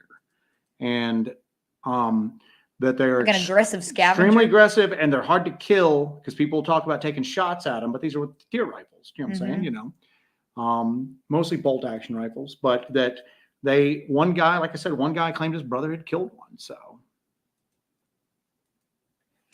Take Two Wheels asks, since you got back from that unusual live event, any activity in the house that you may have brought back with you? We were a little sick for a few days after that. Yeah, we were both having nosebleeds. But we were also, pollen's bad this time of year. I don't know. It's hard to say. I'm on the fence about that. Yeah, it's hard to say. We were sick. The homeowner did warn us that people that had come to that property had health issues, But at the same time, given the time of year it is and the fact that a lot of people are really suffering from like just pollen and whatnot, I'm on the fence. What do you think? Yeah, yeah. I'm on the fence. So, and we've not had any. I'll catch a shadow out of the corner of my eye every now and then at the house, but nothing pronounced here since we've moved in. I will say this. This is the house is over 100 years old, but I'm trying to do research on the house and the neighborhood and the property and everything. I have found one confirmed death in the house so far. Yeah. Yeah. But carry on. Real quick, we'll sidestep real quick. James Graves said, loved your LBL videos. It's too bad it's getting crazy over there and you're not able to film there anymore. We'll film there. We just won't ever live stream from there ever again. We won't ever live stream from there because of the way that the YouTube Dogman community responds to anybody that's actually there physically looking. Yep.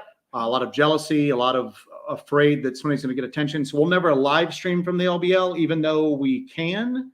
Mm-hmm. We just won't do it. But we'll film there. That's going to happen again. Nobody will just know about it until we're in and out. What the hell was I talking about? Encrypted connections. Are you still in the chat? If so, just say anything. Don't say anything, but acknowledge me that you're in the chat, because I was actually on a video call with Encrypted Connections. What was that, a week ago? Yeah. And I was in what's going to be Jesse's office. And so I've got the phone pointed towards me like this. And he's just all of a sudden goes, are you there by yourself? And I'm like, what? And he goes, I swear to God, I just saw somebody. Do you have a mannequin in that room? And I'm like, dude, you're killing me right now. Please. Okay. And he said he saw a shape of a person behind me, but that's been the only really weird thing that's happened. Yeah. So.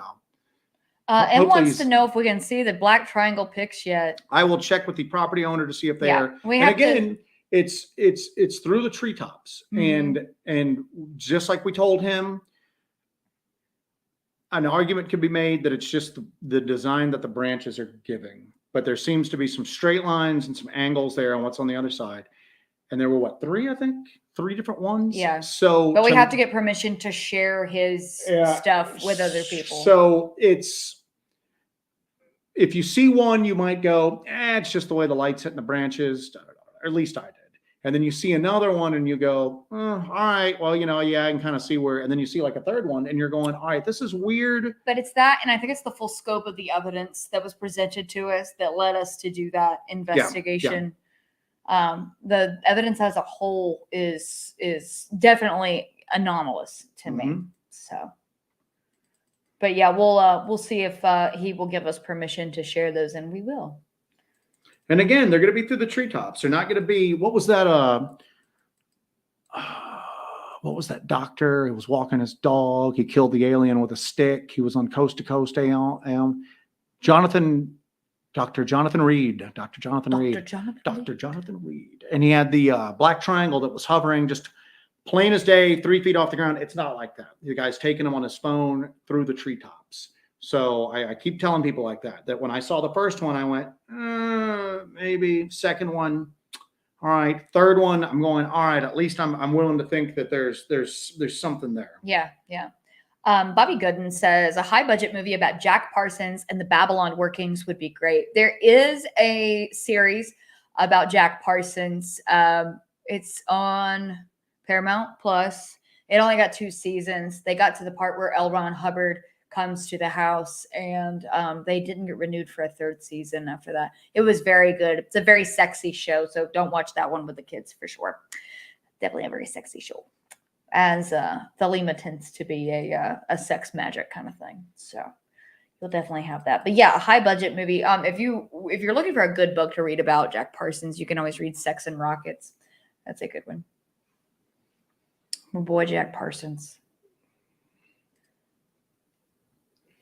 All right, hold on. Let me see if. What's up? Entertain the folks here for a second.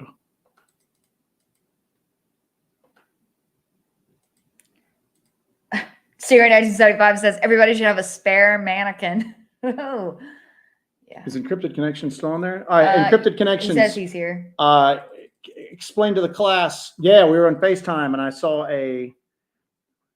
freaky stuff. I saw a black figure shaped like a person, head, shoulders, arms, freaky stuff. That's in my office too, so that's great. Wonderful. Wonderful. I saw like a black shadow out of the corner of my eye, but really nothing too crazy.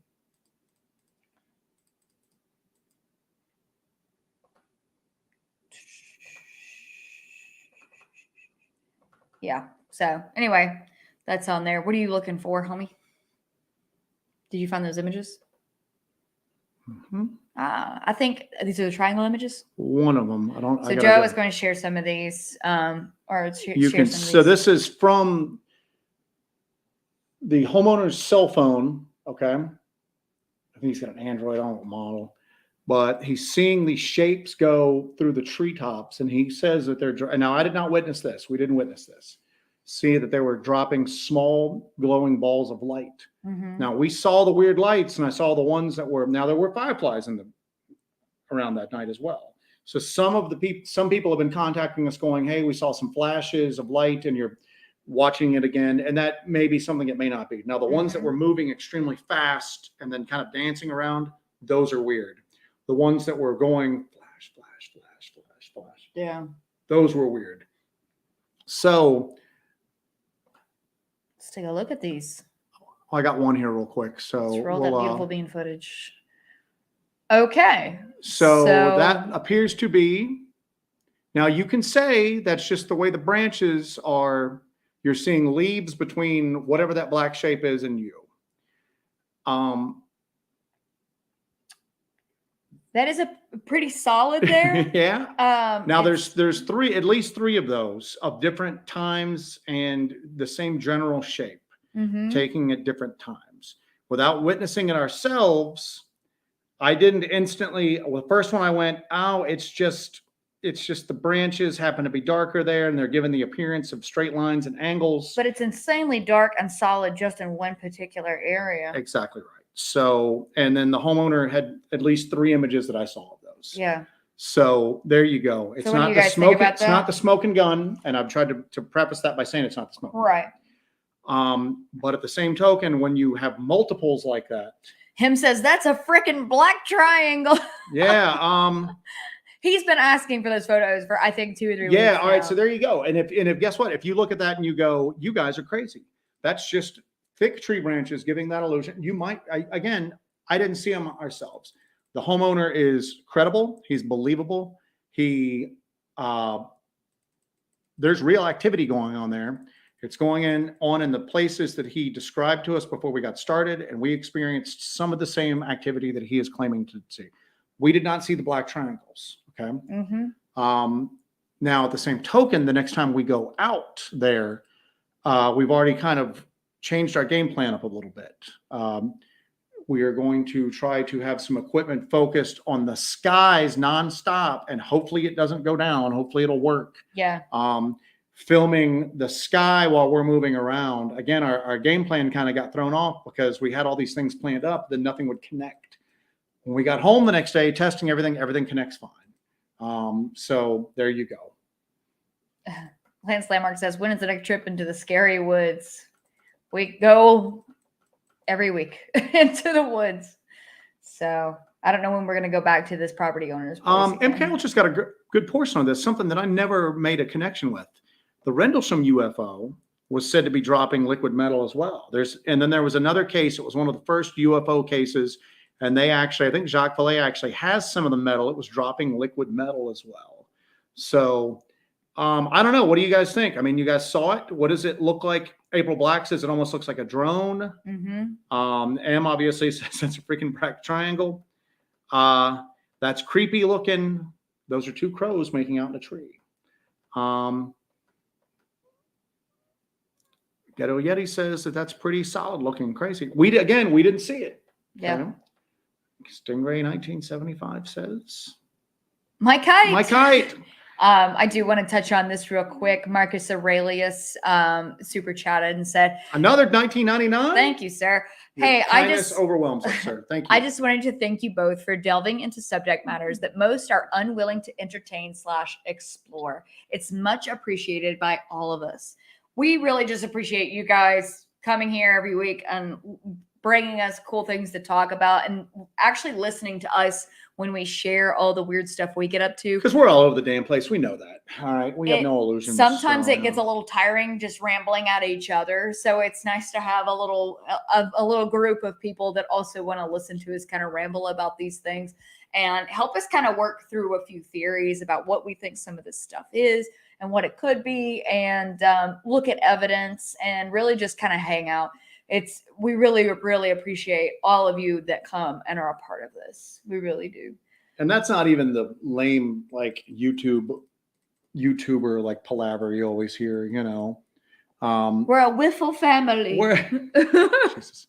Yeah, man, Monday nights is like the highlight of our week. Yeah. Point, yeah. so. We start our weeks off really nice because we get to do this and kind of get a lot of stuff out that we've been rolling around in our heads. A lot of people talking about UFOs dripping metal. Yeah. So again, that's Cash Landrum was dropping liquid metal as well. So that's the one I'm thinking of. The one right before Roswell dripped molten metal into a fishing boat. That's part of the stuff that Jacques Vallée has, and it has extremely like strange properties for it. So, anyway, so yeah, there's one of the black triangles.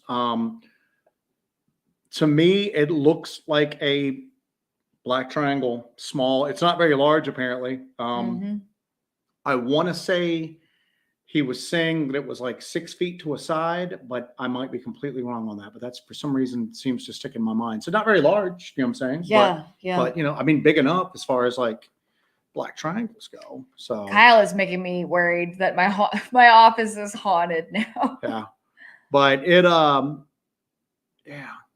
All right, let me go catch up down here. Cowboy 5 rings. Oh, homie. Cowboy 5 rings. But All a right. toaster or something for a wedding gift. I appreciate you both and your awesome work. Thank you, sir. No Thank you, toaster Cowboy 5 needed. rings. Thank you so much. We really I will appreciate toast my it. bread in the stove. So anyway, no, we appreciate that, guys. Matter of fact, this is all going into I've got an idea that Jessi and I have been kind of bandying back and forth to each other, where we want to. So we use a lot of handheld sensor tech. Okay, we use like tri-fields and EMF detectors and spectrum analyzers and stuff like that. I want to try to get something stationary that we can focus in on a tight area and then working it out still. We've got some plans for some new stuff. It's not going to be stationary. It's going to be a little bit of a departure from what we normally do. We might ideally need a third or maybe even a fourth person for some of this stuff, because ideally somebody would be using the equipment to vector us in to something. But we're trying to up the game a little bit to try to get a better approach to some of this phenomenon. So anything that you guys give us for that, again, we appreciate it. We ain't living off of it. It's just going right into equipment. And following up from that is our homeboy Stingray 1975. Stingray 1975 sent us pry bars, sent you country ham, a bunch of food. So 2 types of Vienna sausages. That's all my stuff. Oh, that's thank you, Stingray. Strange canned meats are my forte. So thank you very much. And tea. Thank you, sir. Spoil us. Denny Kopic says do that same you one. really don't believe in this stuff until it actually happens, and then it's a life-changing event. We didn't believe in the idea of Dogman being possible until we went to the LBO, and even now we'll be talking about it with somebody, and I just have this moment where I go, "This is like the craziest stuff ever. Am I really sitting here talking about this? Did that really happen?" And it's weird because we have thermal images. There's video of us being. I know it happened, but you still sit there and go, "Did that really happen?" I mean. So now imagine somebody who didn't go out looking for that stuff and they don't have any photographic evidence that it's there, and how you just start to doubt yourself because it's so it could drive you to madness. Crazy. It's so, and then on top of that, if you try to talk to anybody about it, they think that you're crazy. But yeah, what do you always say? Every skeptic's just one event away from being a believer. A true believer. A true believer. A true believer. Chinsburger toaster. You mean spicy bath bombs? Marcus Aurelius said that actually dripping metal happened 2 weeks before Roswell in Washington State and killed a dog on a boat. Yep. I'm from Washington State. And Marcus Aurelius, correct me if I'm wrong, some of that metal ended up with Jacques Vallée, I believe. And that's part of the anomalous materials that he has that Gary Nolan's testing right now. What the flock? $4.99. Wish I could do more, but I appreciate your work. I'll be in better shape in 6 months. Bro, you've had a What the Flock moved shortly after we did. So so we appreciate that, buddy. Thank you, Sarah. We appreciate Absolutely. Thank you. Gunpowder Al has a $5 donation. Thank you so much. We appreciate that. Man, you guys are busting out the checkbooks tonight, man. Heck. So, have you ever done any experiments to see if phenomenon is adverse to certain substances? I'm curious where the lore of silver, garlic, etc. comes from. We had a response from holy water. We had a response from holy water, as crazy as that sounds. All right. So if you remember the tree where we found the weird quartz at, and where we set that recorder down and found all those like grunts and clicks and what sounds like speech almost. And then we came back and they're the two old glowing. It's crazy to even talk about that, man. The two glowing eyes. Yeah, but I mean, you have this moment where you go, am I just on YouTube talking about this stuff? Yeah. Did that really happen to me? Anyway, so that tree,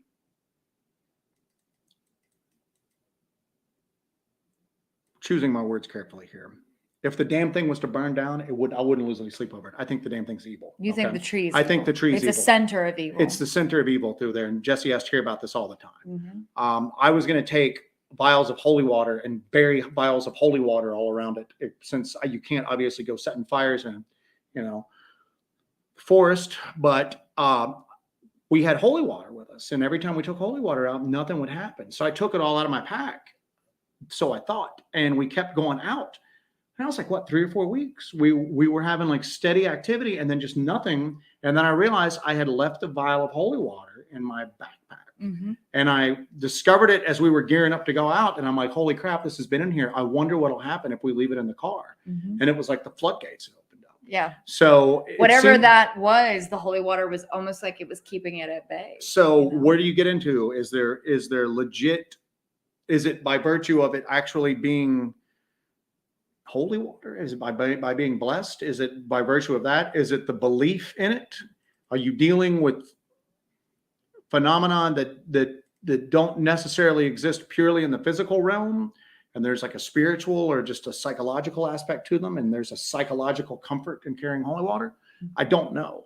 But yeah, there seems to be, at least with that. We've got some other stuff too. We had similar experiences with blessed black salt, which is used in like different cultures. It's not just that's used in like, I don't know, that's more your neck of the woods than mine. But yeah, there seems to be something to that. And I don't know why.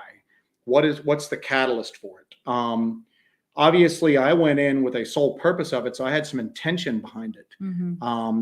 Obviously, that is some of the 10mm ammunition that Martin Groves has given us has been a lot of time dipped in holy water and blessed by a priest. Yes. So it's a lot of the time, the effectiveness of these objects or these things is the intention that we put into them. Yeah. Again, that goes back to that kind of unknown power that our wills and our intention have. Yeah.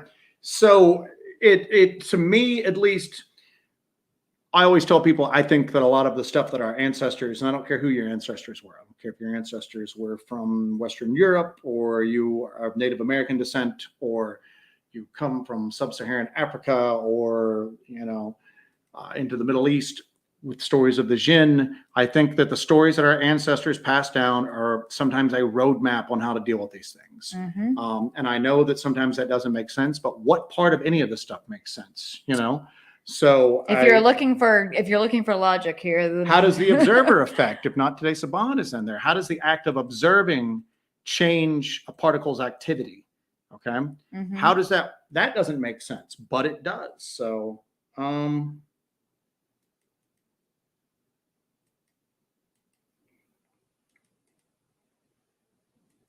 right.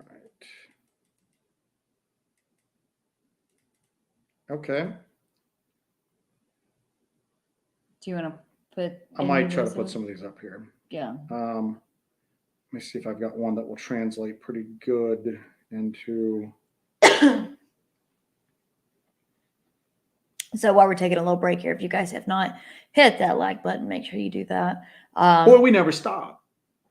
People are just throwing money at us left and right. It's not enough for us. Now we need the likes too. We want the likes Never as trust well. a junkie, guys. Never trust a junkie. But Joe is looking at some new photos that are being sent to him from the homeowner about these black triangles and these shapes in the trees. So we're going to see if we can put some of those up for you guys to check out and maybe see what you guys can interpret from them.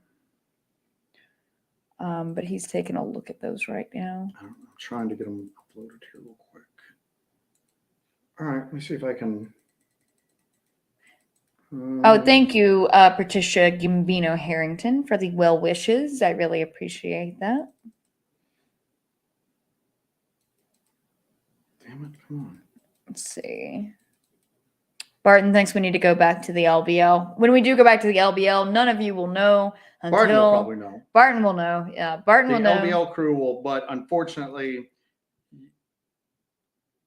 I would even say we do like one the night we're there, and then peace we're out. But I don't even know if that's safe or possible right now. So. But like nobody will know except for our close friends that'll actually be there with us. That we're going to be in the LBL. We are going to go back. We've not hung it up permanently, but we do have to be a little more careful about what we do when we go there because, that would be where like a private Discord would come in handy, and we could try to vet people to the best of our ability to have in there. Because there's people on this chat that we would want to include in. Yeah, because we might have some questions about some stuff. Yeah, we might actually look into that because there's people on this chat that you guys are invested in this and we're invested in your opinions. And but we don't want it out there into the general because that's what screwed us up last time. We had other YouTube channels messing with us.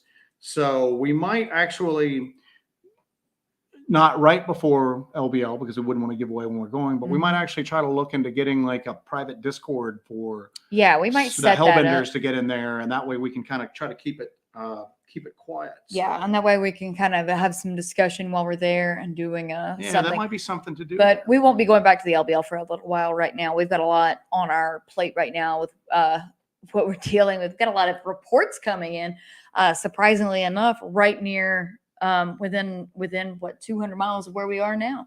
So we've got a lot of reports coming in for stuff. So we're actually going out and checking out a bunch of stuff. We just did the Shapeshifter scouting mission. We'll see what we do with that, if we go any further with that, or what we do with it. This is what's interesting because again, this does not look as clear as the first one.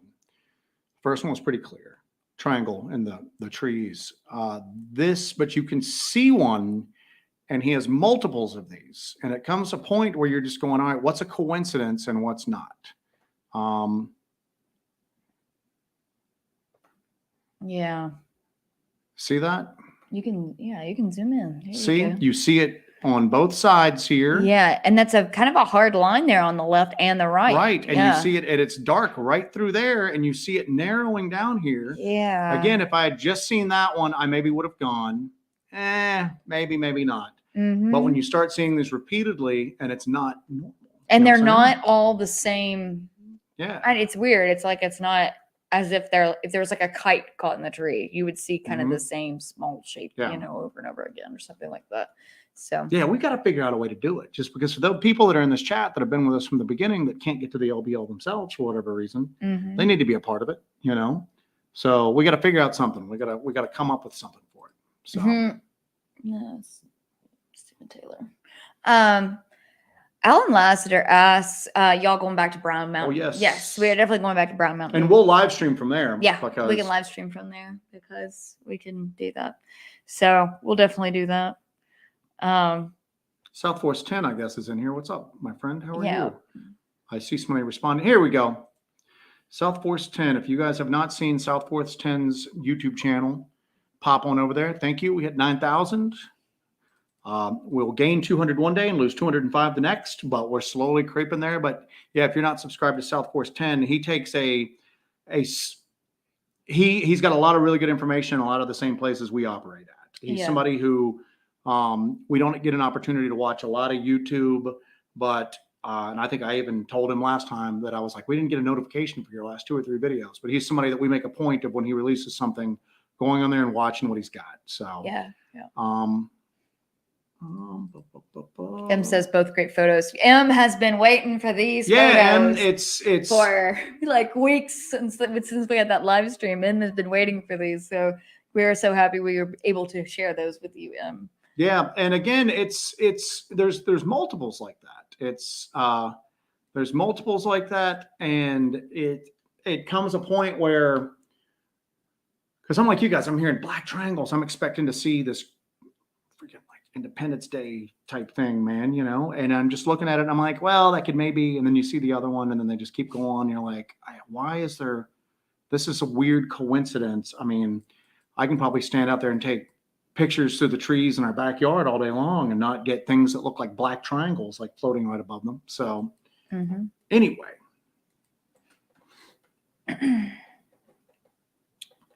All right, M's into these, man. Yeah. Let me see if I got any more here. Hold on. M, making M's night. I just put those up. M actually also just asked, have y'all ever purposely went looking for cultists in the woods? We didn't purposely go looking for them. We found cultists. We've definitely found evidence of them. And that's part of a few of our videos is we find evidence of occult activity going on in the woods. In our Burning Light video, and we're not the Black only ones. Circle, and we're not the only ones that are finding this weird stuff out in the woods. If you watch Alex Pettikov's videos, Alex Pettikov's in Florida, he ran across some stuff. He ran across legit cultists in the woods, and I can't remember where that was. I think that was up north somewhere, but yeah, so people get up to some strange stuff out in the woods where people can't see what they're up to. People are shady. All right, hold on. Let me look through here and see what else I've got. You entertain the fine folks out there. Yeah. Ghetto Yeti says the last pick seems like it's much lower than the first on those. So interesting.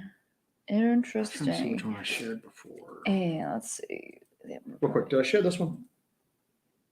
There's that one. No. That one. You didn't share that first one. That one. Do that one. That one. Okay. Can you do that? Yeah, I do that. Yeah. Jeff Townsend said, was it a regular black triangle or a Lockheed Martin triangle? Yeah.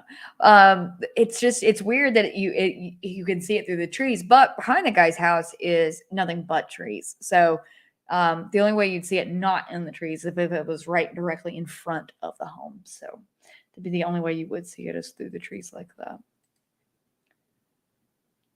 Wizard Moon 13 says, be careful with the cultists. You don't want to end up getting sacrificed. Yeah. Well, we're not going to go out without a fight. So that's for sure. They'd have to contend with a couple of 10 mils before they're, throwing us up on a tree and burning us alive or anything like that. Not me. Don't hurt me. Take the girl. Thanks. All right. All right. Are you getting that put together? Yeah, I'm trying to get it here. All right. Stinger 1975 says, I'm sure Hellbender is more heavily armed than any cult in the woods. I would hope so. And if you can't pull it up, it's okay. I thought I had it.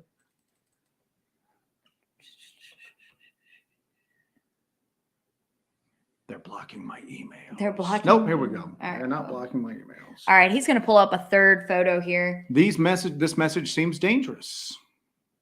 Similar messages. Just say, what? What? I guess because it's an attachment without a body.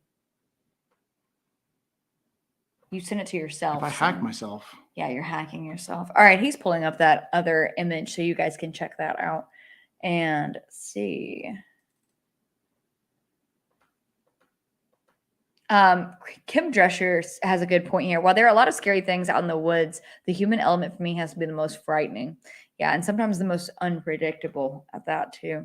All right, Joe's going to share another one of those images, and you guys can take a look at that. And this is a completely different one that we have not seen yet. He's going to show that to you guys. So we got another hard line on the left and the right there. On the right, and it's just dark, and it goes down into... I don't know. Again, the first one I think was the most clear. Second one was pretty clear too. Yeah. But there's a lot of them that. It's there's no odd. branches there. I mean, it's just you can see the. It's weird. Yeah. I don't know. Yeah. It's weird. But there's multiples. I mean, these are just a. just a hint of what all I've got. So, Yeah. all right. So we're going to do last call here on the show.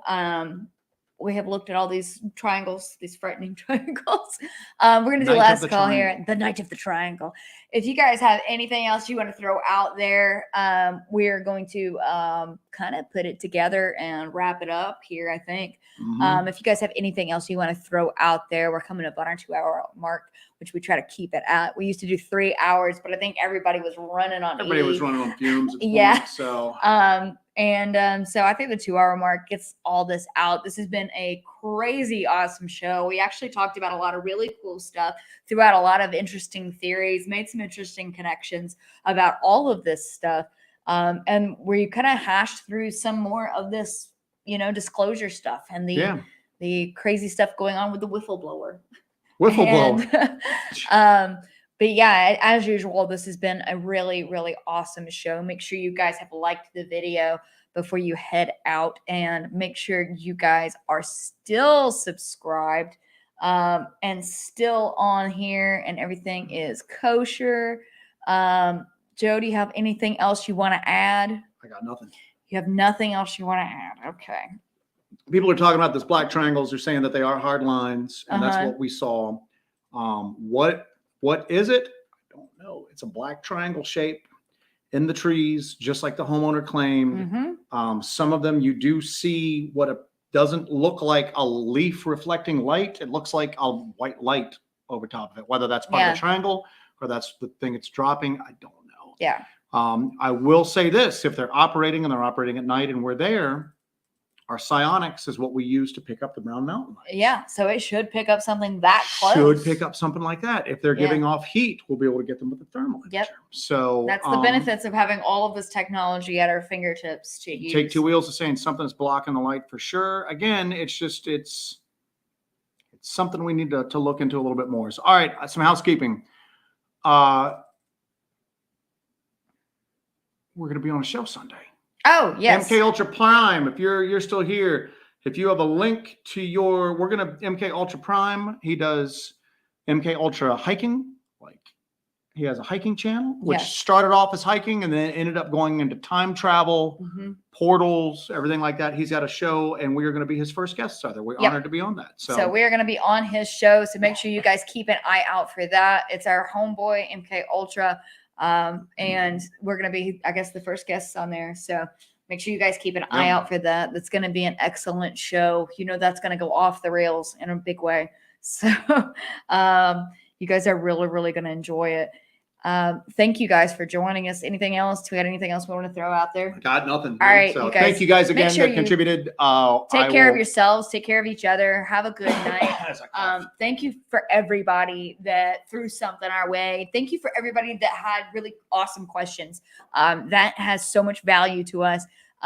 Thank you so much. We cannot express how appreciative we are of you guys hanging out with us and being a part of this.